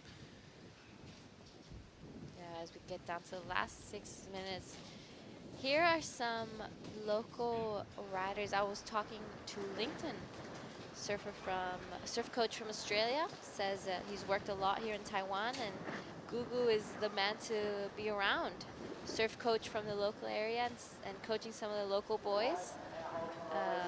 I think your little man, Jay, coaches with him and his older brother. Jay who? Jay who, that's Jay who. His brother Jack who? So they're both here with him, and they came up to me and very friendly, very welcoming. I'd love to get a few words with them later after this heat. Just over 5 minutes to go, and yeah, it is a 2-horse race. Freya Prum comfortably out in the lead with a 6 and a 4.7. Emily Burke is looking for a 6.2, and Chung Yung Chung is currently chasing a 5.5, and this will be our last heat for the day. So 16 heats in the can. We're down to the last 64 men and the last 32 women.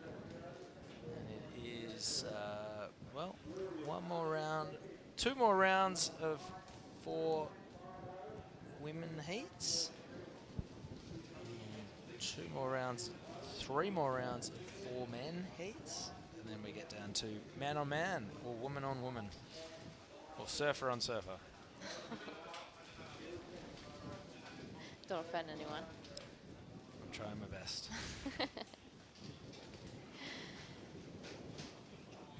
Yeah, you definitely see the water and the ocean just moving so much more than this morning. Yeah, feels like our tent is about to take off. It does. But it's beautifully breezy through here. Last couple of events here in Taiwan, we've been sitting in a shipping container that's been quite cramped. And the year we moved the longboarding up the coast to the Point Break, we were literally sitting in the back of a Tarago commentating. So this huge circus tent that we're in with a little bit of a breeze, This, I'm on a beautiful salmon-coloured couch. It matches. The color matches you. Yeah. It really brings your eyes out. You're in a little cream recliner. There's a rug. This is, this is deluxe. 5-star. The championship tour might have had an octopus in their big table desk thing in Portugal once upon a time, but we have a pink couch and a rug, so take that, Paniche.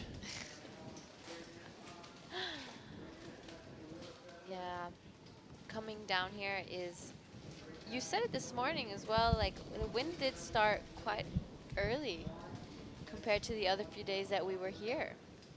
Yeah, it was onshore from the start today. Yesterday and the day before, sheet glass in the morning, just flawless. And then the wind sort of hacks into it and it gets worse and worse. Whereas today, with it being onshore from the start, it's sort of been consistent.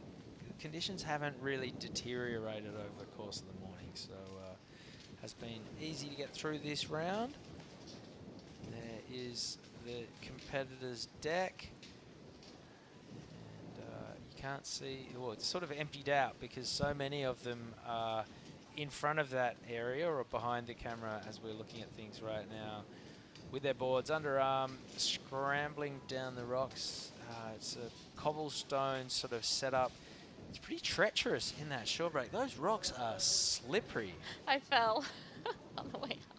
Excellent. Hopefully Tippy Jabrick filmed it. I definitely fell feet up and everything. I was just lying there for a while, making sure no one saw. But because it's quite a high ground, I don't think anyone really saw. I just have a little cut on my toe. What about the sort of 50 or 60 photographers who were parked? Maybe they got something, but maybe no one saw because they're all focused on the surfing. So I took a big slip and fell on my back. Yeah, those rocks are really, really slippery. You come in and you're sort of looking for the ones that have a little bit of texture on the surface because you feel like you could trust your step a little bit more. There's others that look like marbles made of ice. I've progressed to just crawling out. I crawl out of the surf. I don't walk. Just to make sure I have all balance. All right, here goes Emily Burke. This is a good-looking wave. She would love to take some confidence out of this one. Flying down the line, strong turn, gets a little bit held up and can't do anything more. So just the one turn. When she saw that one pop up in front of her, she probably would have hoped for a slightly better result, but that's still going to be a decent enough number for the surf in blue. 2:37 the result, doesn't factor into her top two. 30 seconds remaining. The last 30 seconds of the heat, it's looking like Freya Prum and Emily Burke will be passing on to the next round. Our local surfer looking for a 5.5. She'll be hoping for maybe last wave, but it doesn't look like anything's coming. All right, so that is a very entertaining first day of women's action here at the Taiwan Open of Surfing in the books. Big thanks to the Taitung County Government and the World Surf League for co-hosting the 2022 Taiwan Open of Surfing in its 12th year. Thanks to all of our sponsors, PX Mart, Haesong, Corona, Red Bull, Quicksilver, and Roxy and Chi Lu. We're going to throw to a quick highlights package of what we've seen this morning. See you again here at Jinzun Harbour tomorrow morning for the call on day 3 of the Taiwan Open of Surfing. My name's Chris Binns, and thanks to my co-commentator Giada Legardi, as well as Justin Majex and Tippy Jabrick. We will see you guys tomorrow.